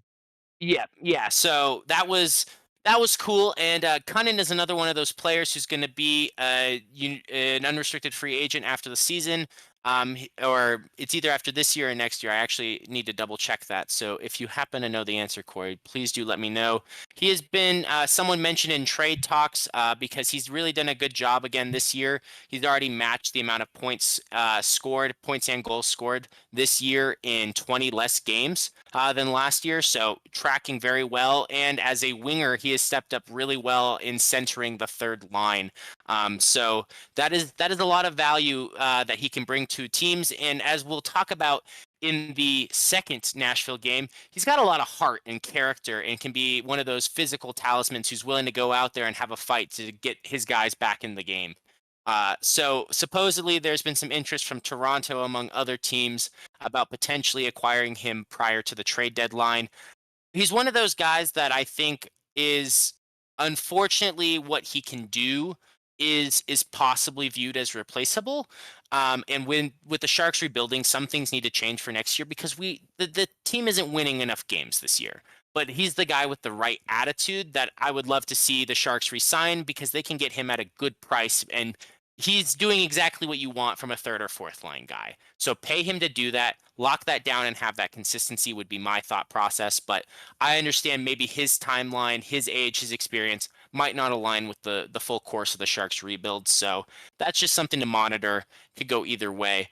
To answer your question real quick, Yeah. he is an RFA at the end of this year. He is on a 1-year deal with the Sharks at a cap hit of $2.75 million. Oh, but he's RFA, you said, not UFA? Yes, he is an RFA. No, sorry, UFA. He is a UFA. I misread. All good. I got a little hopeful there. No, he is an RFA. Hold on. He is? No, he's a UFA. Wait. Oh! Wait. The Whiplash Man. Why is this? Huh? Okay, I'm going to go UFA. Final answer, UFA. All right. I'm sorry. I have to interject. I'm really dumb.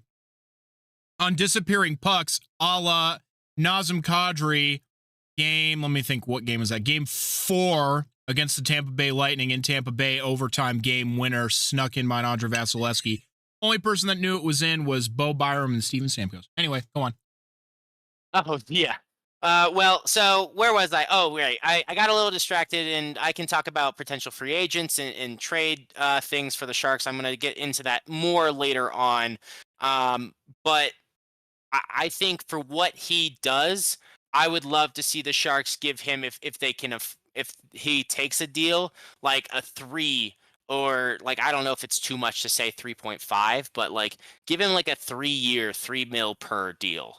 And there you go. Lock up that guy, that piece for your third line, that culture guy who brings more value than I love him to tears, but he is far more impactful and valuable than someone like Barclay Goodrow, for example. So if the Sharks are looking at where to spend their money, I would like to see someone like Cunnin, especially for the lower price that he would require overall compared to other guys. I would love to see him stay with the team if possible. However, he scored, like I said, at 11:42 in the first, so that about almost 8 minutes remaining. Well, before you could even get to the 8 minutes remaining in the period, a mere 14 seconds later, the Predators apparently fell asleep at the wheel and allowed Granlund to fire home the Sharks' third goal of the game. It was an amazing cross-ice feed, drawing the defense, drawing the goaltender, eyeing the net. Always was thinking pass, though. Like, you could just sense it. He made everyone think shot and rifled it right between all the defenders, cross ice to a wide open Granlund and a wide open back of the net. So 14 seconds, and the Sharks went from being up 1-0 to being up 3-0. So how about that, Corey? The Sharks, after barely scoring goals all the week prior and getting absolutely ripped by anyone they faced, 3 goals in less than 12 minutes of game time was quite enjoyable for me to witness. Unfortunately, 24 seconds after that goal, the Predators decided to suddenly wake up and not be asleep at the wheel. They won an offensive zone faceoff and were able to make the game 3-1. But just to have been watching that, I did get to see that whole sequence live. The fact that the two teams combined for 3 goals in just 38 seconds, that was wild. It was just a crazy type of back and forth type of feeling to that game where it was just like, like there's barely any shots on goal for either team. This is early in the game. Like, wow, the Predators respond to that goal, but it's still 3-1. So feeling good, that like, they scored 1, but we just literally scored 2, so we're okay. Like, we're still net 1 in the past minute. Yeah, that's fine. Nothing sense. bad's gonna happen. Yeah, well, one would like to think, wouldn't they? But after they got that goal, the Predators definitely stepped up the pressure and were like, okay, now we can start to play this hockey game for real. And as the first period continued on, and really throughout the rest of the game, their intensity just progressively increased, while the Sharks seemed to slowly rest on their laurels, on their heels, and take a bit of a nap. And wow, was that disappointing. Nonetheless, even though in the first period the Predators started to show a little bit of fight and put some pressure back the other way down the ice, it was Jake Wallman who was able to take a great feed from Wenberg and take it right in front of the net. Yes, the defenseman right in front of the net, point blank, with the balls to go backhand, top shelf, He put the backhand home with 30 seconds left in the period. Corey, this gave the Sharks a 4-1 lead on 8 shots on goal in the period. And after struggling for let me just count up the number of games really quick, because most of the games in January they were barely able to score 2 or more goals, let alone 3, let alone 4. So let me just get you the number of games that they scored 2 goals or less. In the month of January, and this is not up to the point of Nashville, but they've scored in 8 games, they've scored 2 goals or less. So at the time of this game, they had scored for 6 games out of in 10 games, 6 of them they'd scored 2 goals or less. And then in another 2 of them, they'd only scored 3 goals. So the Sharks basically, they hadn't put up offense since the new year. They only surpassed 4 or more goals against Detroit in their 6-3 win at the start of the road trip. So the fact that they put up 4 goals in one period, I was feeling amazing, Corey. You know, I was texting you. It was a grand old time to start. And Dom, I have a question. Yeah. They won this game, right? Oh, no, Corey. They just had to choke like nobody's ever choked before. And, you know, Georgiev had a grand old part in that. So we're going to get there. But first, things have to get better before they get worse, because Granlund scored the Sharks' 5th goal of the game on the power play 4.5 minutes into the second period. They won this game, right? This made the score 5-1. The Sharks, I shit you not, had 5 goals on 9 shots. Fucking UC Saros had a 500 save percentage. 0.500, 4 saves on 8 shots. Like, the guy who they were willing to give us Askarov because he is their franchise goaltender, we just shredded him. And then your former goaltender, Ananen, comes in, 1 shot, 1 goal. Of course, he locked it down for the rest of the game after that, so maybe I shouldn't have been so excited to see 1 shot, 1 goal. Because what happened in the second period, the Predators dominated possession and momentum, and it just continued to get worse as the period continued. Just like how the Sharks scored 2 goals in a flash in the first period, just like that, it was 5-3 when the Predators scored 2 goals midway through the second. The first of those goals came on a power play 12:40 into the second period, and the second was less than a minute later when it was the Sharks' turn to fall asleep at the wheel. And I'll talk about it more, but the Sharks' penalty kill is like the only thing stat-wise that the team is not in the nope, actually no, it's just penalty minutes. Like they're 24th in the league on penalty kill at 76.7%. So it's not their worst facet of the team. Their penalty kill is better than their power play, better than their shooting percentage, better than their goals against by far. But it's they don't rank like well, but they don't rank terribly as far as the penalty kill goes. However, they can't kill a penalty for their life against the Nashville Predators. Like, I don't know what it is, but those numbers are absolutely tanking the average. We'll get there, though, because I have to say, for the rest of the second period, Georgiev actually held tough. He did, yes, allow 3 goals, but it was on something like 24 shots, so not perfect, but also, like, not the end of the world. They weren't all his fault. I can't, like, fault him for that on all of them. However, he was by no means successful by any stretch of the imagination in the third period. And the Predators rattled off 3 more goals in the first 10 minutes of the third period to not only erase their 4-goal deficit, but take a 6-5 lead. The first of those third period goals was only 28 seconds in, and it set the tone for what was an absolutely dominant third period from the Predators. Just by the time those 3 goals are scored, I don't feel like breaking down who scored them, the times. It was just disheartening and painful. Like, the Sharks owned the first period, and they were getting bounces going their way at least at the start of the second period.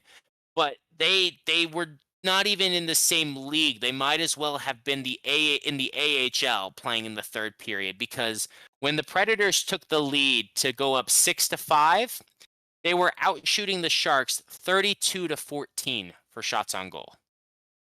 So I don't care if you score 4 goals on 9 shots. Why are you taking your foot off the gas? How, after 2 periods, when you've able to put the puck in the net so well, how do you only have 14 shots on goal? Like, how? That's just unacceptable. How are you giving up 32? It's sloppy play, sloppy defense, not holding on to possession, being soft on forechecking, softer hitting. Like, don't get me wrong, this series, these back-to-back games, this home and home style play with the Predators, they got physical. They got very physical, and the Sharks showed a lot more fight and physicality, hitting a lot more in the second game. But this game, they just did. I mean, I don't know if it was because this was the second day of a back-to-back after having played Boston.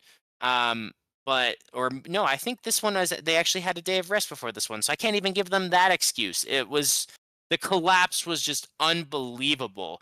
And when I talked about those goals in the second period, not every single one was Georgiev's fault. Good passing, poor defense, and letting guys get open in high danger areas of the ice. Like, there were 2 times where Georgiev was trying to go post to post, and he's just not that guy. He's never been that guy. He's never going to be that guy. He's not going to do what Askarov or Blackwood do. That is fantastic and stunning, and you're like, how can the human body do that? That's just not his game. So, I for all the things I couldn't fault him for in the second period, the goals here in the third period were absolutely, at least partially, on him. And it was, just wanting to vomit. I'm just going to skip ahead to the end, basically, because I've obviously already kind of told you that the third period sucked. And to, also end my pain of this game, only to go forward to the next painful one. So, we got to go from one pain to the next. But this absolute collapse from Team Teal was finished off when Nashville logged an empty netter to make it 7-5. So after the Sharks scored 5 goals on less than 10 shots, they allowed 6 unanswered goals to blow a game they had no business losing to one of the other bottom feeders of the NHL, who, when we've talked all season, I said, beat the guys at your level, compete with the guys who are in the hunt or who are next tier above your level, and try not to get absolutely pantsed by the playoff contenders. Like, that's been my outline since the start of the season, of setting manageable expectations. And they managed to shit the bed against the team in our last power rankings who is dead last in the entire NHL. So, Corey, like you said, when they were up 5-1, they're going to win this game, right? Apparently fucking not.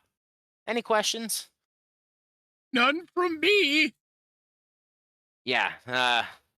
Well, because one game against the Predators wasn't painful enough, we got to play them at home this time. And instead of starting the game going up with a big lead, the Sharks decided, oh, well, that didn't work for us, so we're going to try the opposite and start by going down a bunch of goals and see if that's a key to winning, which, as we all know, recipe for success is starting with a 3-goal deficit early in a game. But let me just start with this. Important note, Toffoli was actually not in that game against Nashville. He had been dealing with a lower body injury and was a late scratch before the Boston game, I actually believe, one game prior. This was Askarov's first start, actually, against his former franchise. He himself said that he didn't have any type of revenge game because he never really played with them, and he was just happy to get his opportunity. So for him, it didn't have that type of motivation. But I think for all of us fans watching, we were really hoping that after Georgiev shut the bed, Askarov would stick it to Nashville and send them a message about how they fucked up. And, it was the first 2 shifts. The Sharks had a couple of really good high-danger chances, and they also had an early power play opportunity. But unlike the first game in Nashville, there was no early Celebrini goal and associated celebration. Instead, it was Nashville with their own power play and some tic-tac-toe passing that came off of a sloppy Zetterlund penalty, and that put Nashville up 1-0. And here in my notes, I said, of course, then Nashville needed to score a second one soon after to remind Sharks fans of how quickly the hope was taken from us a couple days ago on the Tuesday night game. So let me just say this. It is now 2-0 after less than 5 minutes of play. And the Sharks weren't, playing bad necessarily. Askarov definitely looked human at points here where he was just like a step slow, and I was like, oh fuck, like this was supposed to be where we taught Nashville a lesson, and now they're here making us look like punks. And again, the Sharks won the first 3 shifts of the game. They owned the first 2 minutes.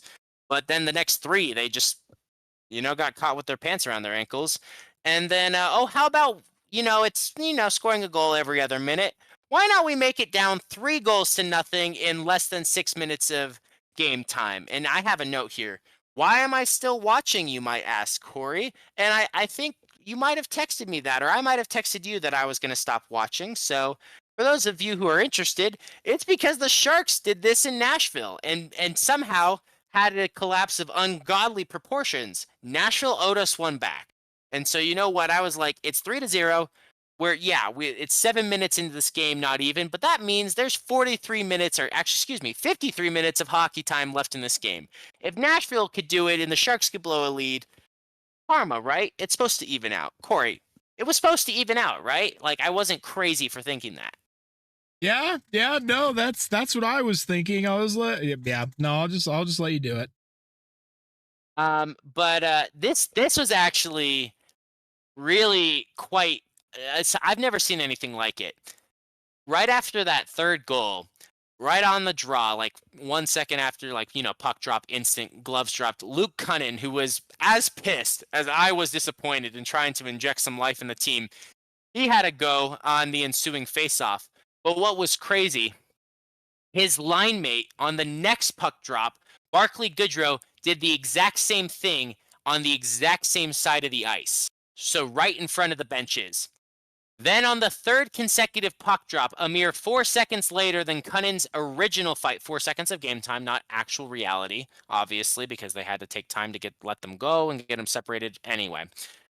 Then it was Delandria's turn. So all 3 guys who were playing on a line together, playing as your 3rd/4th line in the game, whatever you want to call them, they all went on 3 consecutive faceoffs to have a good little brawl. And I wouldn't necessarily say that any of them won their fight necessarily, but I don't know, Corey, like I've seen line brawls where everybody goes at once. I cannot say I've ever seen something like that where there were 3 individual fights one after another. Have you seen anything like that? Yeah, I remember not too long ago that happened with New Jersey and New York because Matt Rempe had ran away from Curtis McDermott, I think the game prior, so they were kind of getting their get back, and Curtis McDermott finally got a hold of him, but the rest of the team each grabbed a person. So there was like 5 fights going on at any given time. Well, and ironically, what happened is, again, all 3 of these guys played on the same line. And in the interviews after the game, every single one of them said, we did not talk about it. We did not coordinate it. We all had the same thought. Cunny dropped his gloves first. So then they kept their gloves on so that they didn't get the extra game misconduct penalty for being a secondary fight or third man in type of thing. So then on the next faceoff, Goodrow got his gloves down first before Delandria did. And then when Delandria was thrown out there with top line guys, it was kind of inevitable and you saw what was happening. That third one, I was just kind of staring at the screen like, well, 3 goals, 3 fights. It's fitting, right? The third one you were kind of able to predict, but I had actually never seen anything like that before. So really cool. In a way, obviously, I don't like being down 3 goals and needing to have my team do that. But the fact that those guys all had the same mission and had the same understanding, had the same thought, that heart, and did not talk about it. And if you don't believe me and don't believe them, go back, watch the footage. You don't see them talking. They are silent on the bench. They are focused. They all were just focused on that head in their mind. They don't want to talk about it. It's going to take away from the sting and the message that it's going to send the team. And they all had the same thoughts. So really also cool to see the chemistry in that sense where great minds think alike. Another important note of this game is that Walker Duer. Dewar? I'm trying to pronounce. I think it's Dewar. Is it Dewar? Yeah. I'm sorry. I mispronounced it. My bad, Walker. My apologies. I might be wrong though. Don't trust me. I might be wrong. Well, I can just say I know how to say his first name. So Walker, He was picked up. He was claimed when the Calgary Flames tried to waive him to send him to, or not waive him, sorry, excuse me, send him down to the AHL. The Sharks actually claimed him, and this was his first Sharks game, first game for Team Teal. And he was the first player for the Sharks to score in this game. So first game, first goal with the Sharks, and he was able to bring the score to 3-1. So, and that was only in 8 minutes of game time. So about a minute and 5 seconds after the trio of fights happened, the new waiver claim was able to jump in there and respond and get the Sharks on the board. And so, really, I think a fight necessarily doesn't always have your team wake up. It doesn't always work. And the 3 fights in succession, yeah, you're trying to send a message, but that doesn't mean you're suddenly going to be able to put the puck in the net.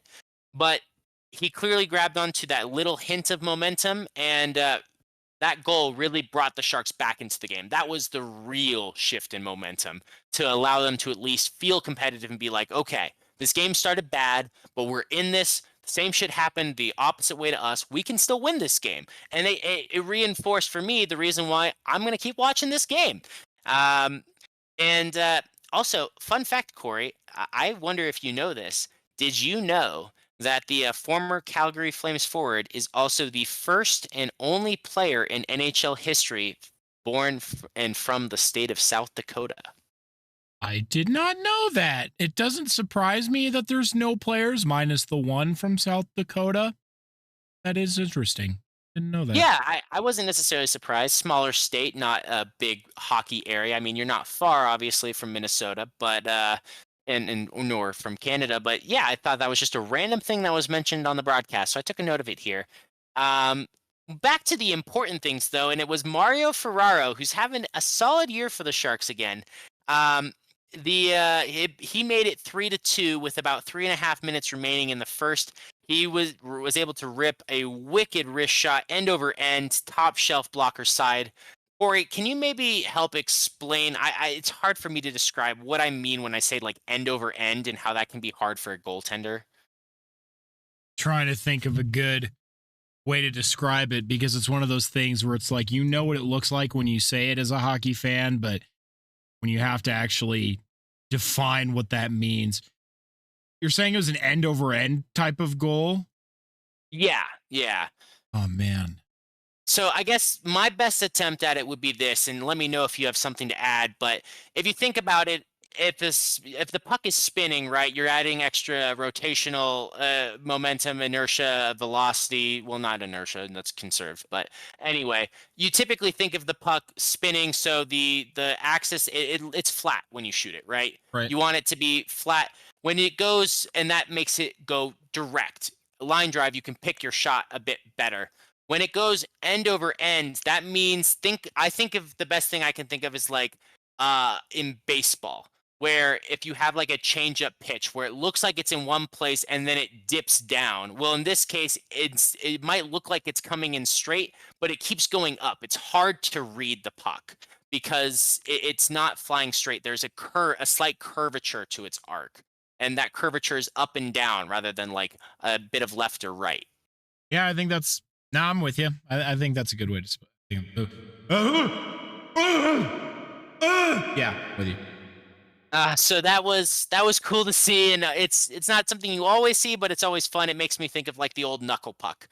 So if you need a picture of like what was going on, look up the knuckle puck, go watch Mighty Ducks, and have some fun with it.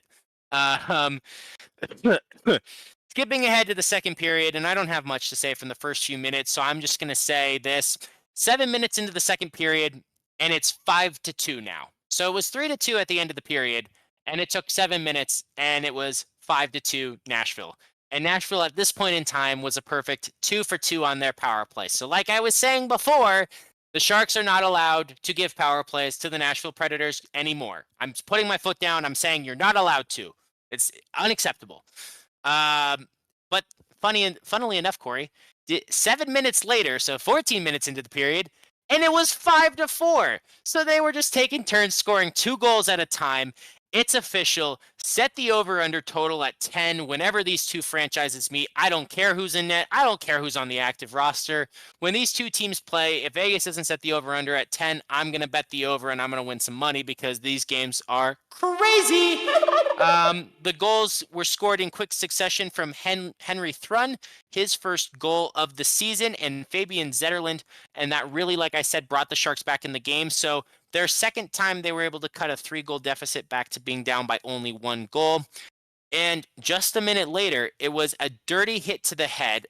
It was, I want to say, Smith or White, one of the most basic white guy names ever, who caught Dellandrea with his head, was down a little bit, but he ran shoulder straight through Dellandrea's head while he was planted there. And Dellandrea did a full helicopter windmill in the air and did a full circle midair and landed on his face. So it was brutal, very dirty. He's been on IR since. So fuck that guy. We'll talk about him in the Heroes and Villains segment, and I'll get his name. But it was dirty enough and direct enough that it actually gave the Sharks a 5-minute major, which, Corey, I remember texting you. The last time I'd seen one of these was when the Sharks had the Pavelski incident against Vegas and got to send those assholes home packing.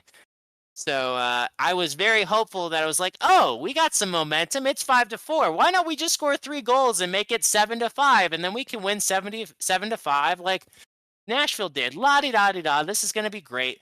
Well, the Sharks power play is not the strongest in the league, and I don't know what they need to do to figure it out. But at least we have a guy named Macklin Celebrini, and he was able to tie the game at 5 with a goal on that major power play. Like I said, though, there was only the 1 goal on the power play, so despite 5 minutes of consecutive power play time, the Sharks were only able to score once, whereas the Predators were able to score a total of 3 goals on 5 power play opportunities in this game. A 60% success rate.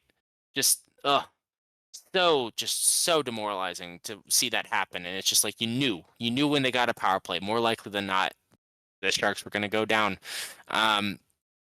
Anyway, at this point, through 2 periods, the Sharks had 5 goals, and they'd actually come from 5 different players if you've been paying attention. And 11 Sharks, so 11 of the starters on the team had actually registered a point after 2 periods in this game. So the scoring was coming from all over the ice. Multiple goals from defensemen, goals from different lines. It was good to see that from the Sharks and see depth scoring when they have a game against an opponent who doesn't like to play defense very well. And clearly their offense has been humming. They've scored like 16 goals in 3 games, apparently, is the stat I saw. So the game after the Sharks, Nashville continued the onslaught of offensive play. So watch out for them next year now that they're finally starting to figure it out. Let's see. When I mentioned that they scored on 3 of 5 possible chances, they had 3 of those power play opportunities come in the 3rd period. And so while the Sharks were able to kill off 2 of them, unfortunately, 3 was 1 too many, and that actually became the game-winning goal. And Corey, that's just too many chances. Giving a team 5 power play opportunities in a game is too many. I mean, where do you think the line is? We obviously don't want to give power plays at all, but it happens. Things happen. Pucks go over the glass by accident sometimes. Bad tripping or hooking calls get called. So tell me, what do you think the line is? What is the acceptable number of penalties in a game? Well, unless you're the Avalanche, if you're going to give up that many power play chances, the other team is going to score, right? If you give the Predators 5 power play chances, they're going to score. If you give any team, unless they're the Avalanche, 5 power play chances, they're going to score. And you should really, as you said, be seeking to have 0 in any given game, but you're right. So I'd say you can keep it to 1 to 2 penalties spread out over the course of the game. I think that's usually pretty tolerable, but that's about the limit that you. Right, and you know what? They gave them 2 early on in the first period, and the Predators scored on both. But if you don't give them those other 3 opportunities in the 3rd period, they don't eventually score. And the game is still tied 5-5. At least they don't score on the power play. Who knows what happens? But it's a tie game instead of the Sharks ultimately losing 6-5.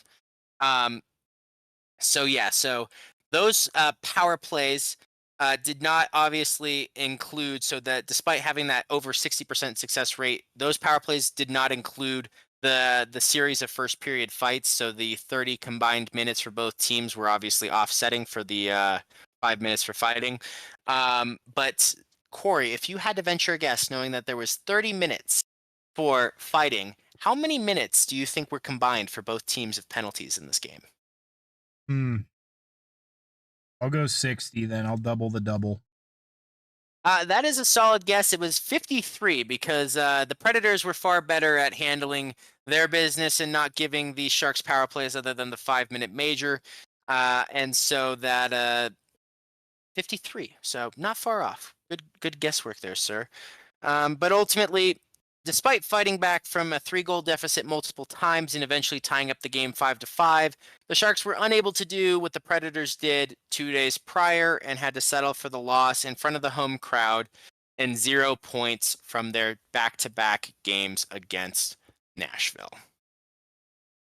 Damn. So, Corey, having said everything from the game and the whiplash of emotions and how exciting or just wild and I mean, it was just, I keep saying the same adjectives. I don't know what other words to say. It's just so hard to describe. But do you have anything else you'd like to ask about these games? For the sake of keeping us moving, no. But like, damn, was that your season series or do you guys play each other again? That is a good question. I don't know because since they're in the West, we might play them a third time. Because in the East we'd only play every team twice. In the West, since they're not in our division but conference, I think there's a possibility that there's a third game. Let me look ahead. That was the first time we'd played them though, so those 2 games in quick succession were our first games against them for the year. So we do play at home versus Nashville on Tuesday, March 11th. So yeah, everybody, put that one on your fucking calendars because damn. Yeah, so that one will be in San Jose, so hopefully that favors the Sharks and not having to play on the road. But like you alluded to in keeping things moving, I have 2 more games to cover. So believe it or not, that at least one of them are going to be really quick, and that's going to be Saturday the 25th versus Florida. I'm just going to tell you right now, the final score of this game was 7-2. One was a playoff team, one was a bottom feeder. One team beat down, one team was beaten down. And both Sharks goalies got shredded. Georgiev conceded 4 goals. Askarov coming in relief also gave up 3 goals. Neither goalie had beyond a 900 save percentage. So really ugly. Florida just showing why they are a playoff contender, and the Sharks showing why they are not. The only highlight I care to talk about was the Sharks' response. Florida's first goal of the game came just over 5 minutes in, 5:47 actually, sorry, so closer to 6 minutes into the first. But then the Sharks scored 2 goals from Cody Ceci and Will Smith, separated by just 32 seconds, to flip the game on its head and take a 2-1 lead, which came just 1 minute after Florida got on the board initially. However, that was not long lasting, and the Sharks did not score again for the rest of the game, while Florida continued to pour it on and really be dominant. So really, the takeaway from this game is the Sharks are more fun to watch than last year, but the puck just isn't getting in the back of the net. And so even though they were physical and they weren't necessarily out of the game against Florida, they were still running with them. The goals were going into their net, and they weren't putting them away into Florida's net. So yes, there was still the clear disparity in the shot total count, but it wasn't as dramatic as one might expect for the caliber of opponent they were playing. You would think Florida would have had a greater shot on goal advantage for the amount of goals they scored. So, they were efficient, and the Sharks were not. And really, it was beyond obvious of the divide between a top team and a bottom team, and it just shows how far the Sharks have to go despite all of the excitement, all the goals they scored against Nashville. Nashville is also a team that doesn't play defense well.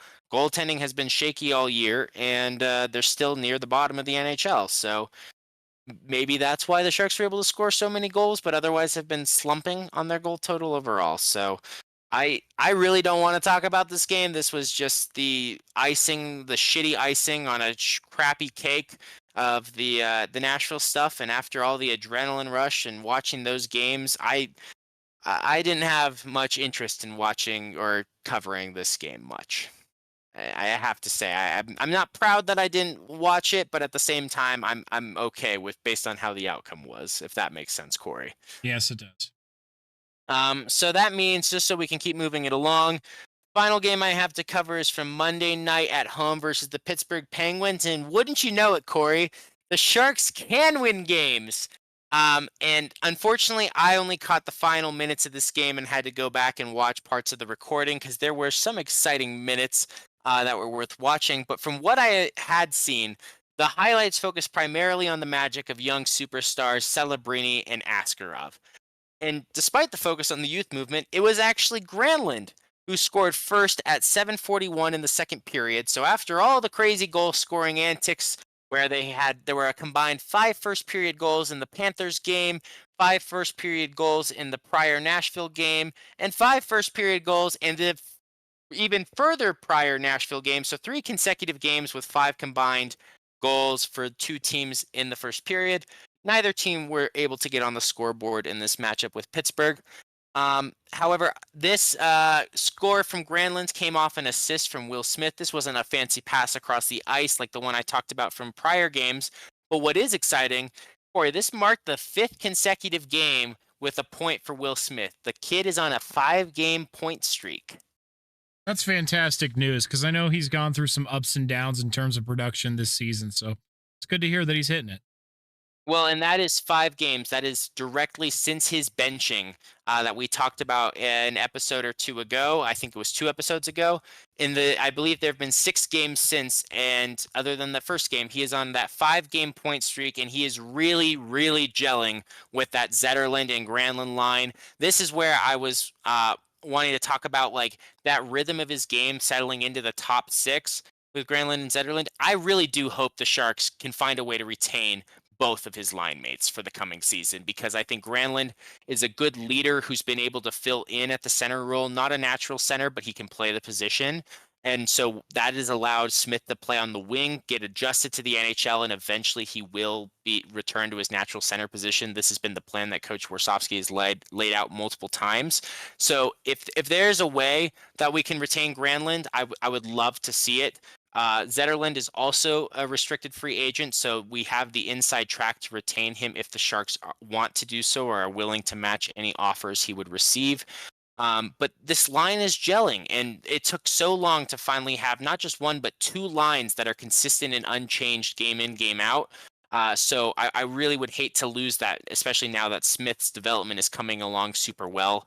Granlund, of course, has been touted as a popular trade candidate around the league.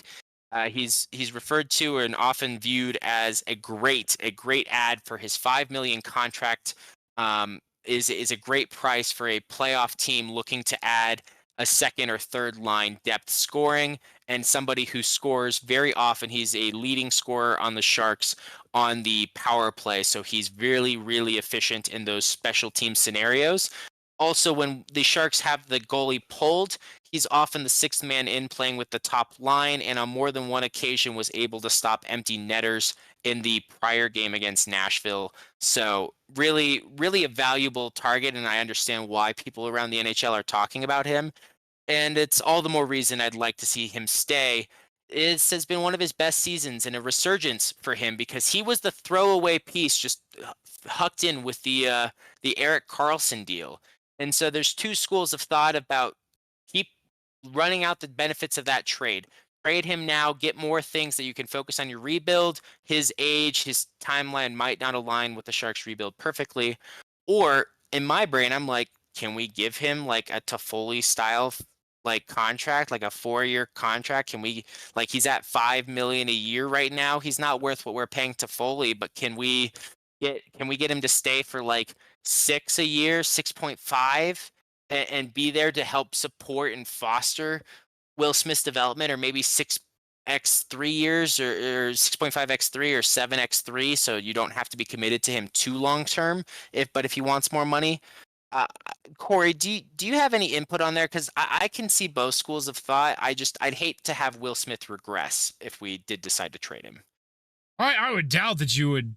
Wait, are we saying trade Will Smith or Trade Granlund. Granlund. My fear is that if Granlund was traded, it would put a pressure on Will Smith to step up, and then that chemistry he's built would get stripped away a little bit because he and Granlund have played off each other really well. So I guess that is my fear with the trade, but I see the argument for why he would be a good candidate to trade. Yeah, I've kind of seen two schools of thought with the Granlund trade, especially with how productive he's been as a Shark. He wasn't a great Penguin, but he's a good Shark. So I think he's worth keeping around just because of how much he's gelled with this team. But I could definitely see his services being utilized for another one. So it's genuinely really tough to say which way I see it going, because clearly I don't fucking know when guys are going to be traded. So don't ask me. Well, I guess the question here is, and he's playing on a $5 million contract right now. Is it overpaying, or is that value that I envision, or I see, I'm describing what that he brings to Will Smith and their game together, the development of Will Smith by having Granlund playing alongside him? Is he worth $7 million over the next 3 years, or $6.5 million for 3 years? Like something along those lines? Didn't he lead your team in scoring at one point this season? Oh, he still does. So, he still technically does. So I'd say obviously it's not.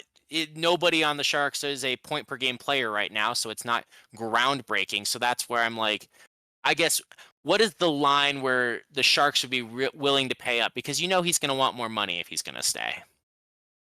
I mean, I think just a small raise is acceptable for like 4 years. Help him develop the young guys until they come into their own and are the top line. Have him drop down to a depth role and call it good. Yep, I hope that the Sharks are willing to see that value and extend him. But so we can wrap up my time in the tank tonight, and thank you for everyone following this journey. I'm gonna skip ahead to the third period here, and I'm just gonna tell you straight the excitement, no buildup. Macklin Celebrini had the game winner yet again, his fourth of the year, at only 3 minutes and 41 seconds into the third period. This was actually a wonderful response to the great Sidney Crosby, Sid the Kid, who scored the game-tying goal just 24 seconds into the period. So going into the third, the Sharks were up 1-0, and you're probably saying, uh-oh, Sharks up 1 goal going into the third, it's probably going to be bad, and I was saying the same thing too. And then Crosby scored and made me feel like, oh shit, we're about to lose this game by 1 after leading in the third period. Fuck.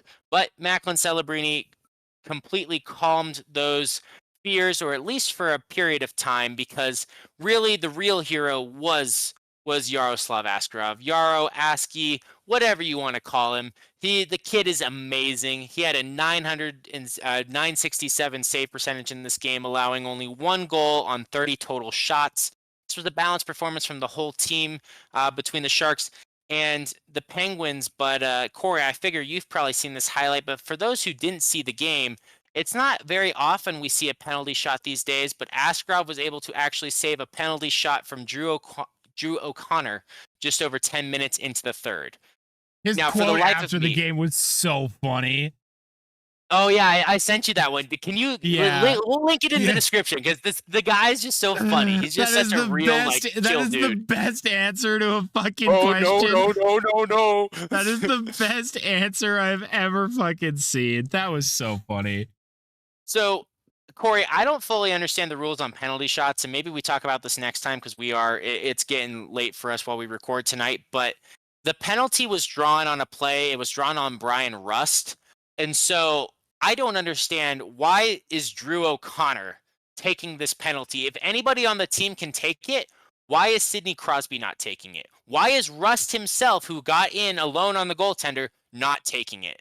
I don't for the life of me understand where the decision-making comes in to have O'Connor take it. I don't know him well enough for the Penguins, but and maybe it had to be one of the guys on the ice, and that's why, and Crosby wasn't on the ice at the time. I don't know. It seems like a mistake. Either way, the kid made the save, and despite some dangerous moments in the third, the Sharks held on to get a much-needed win. It did not seem that way at a point, though, because there was a goal from Bunting for the Penguins, challenged and overturned for goalie interference with 5 minutes left in the game. Now, Corey, we've debated if the NHL needs to revisit goaltender interference and redefine, make it clear what it is, because it seems inconsistent.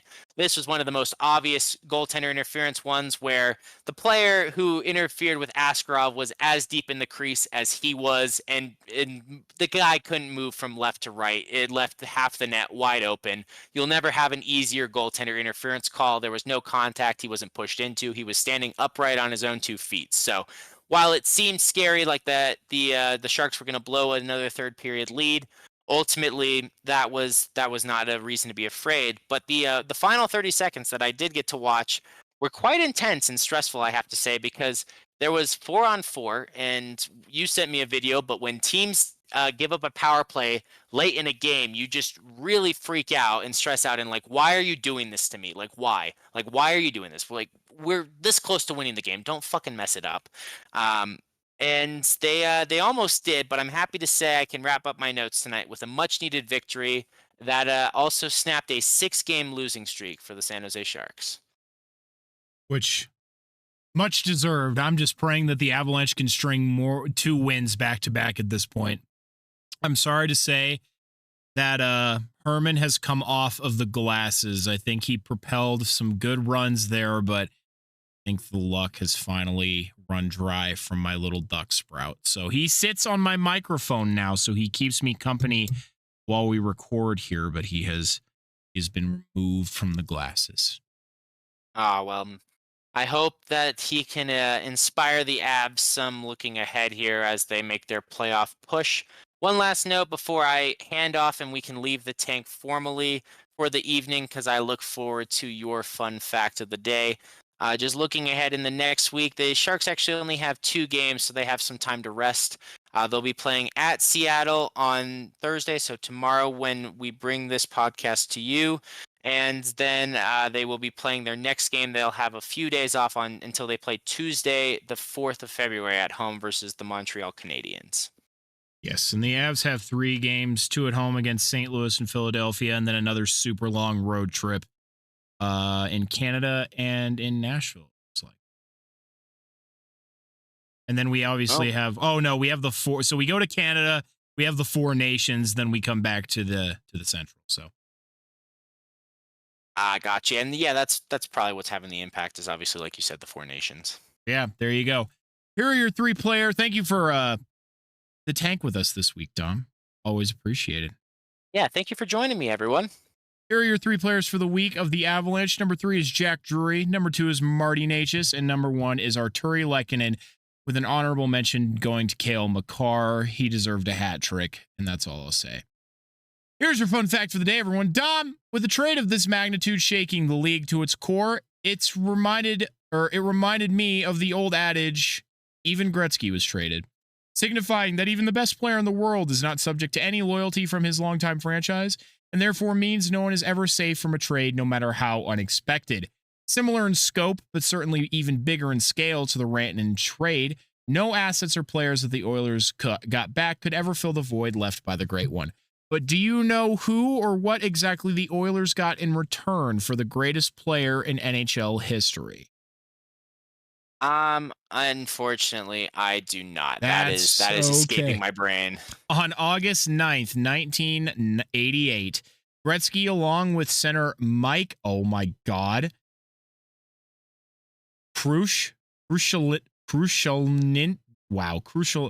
Mike, and defenseman Marty McSorley were sent to the LA Kings. In return, the Oilers received center Jimmy Carson, 3 first-round picks in 1989, 1991, and 1993, and first-round draft choice Martin Galinas, and $15 million, which is still not enough if you ask me.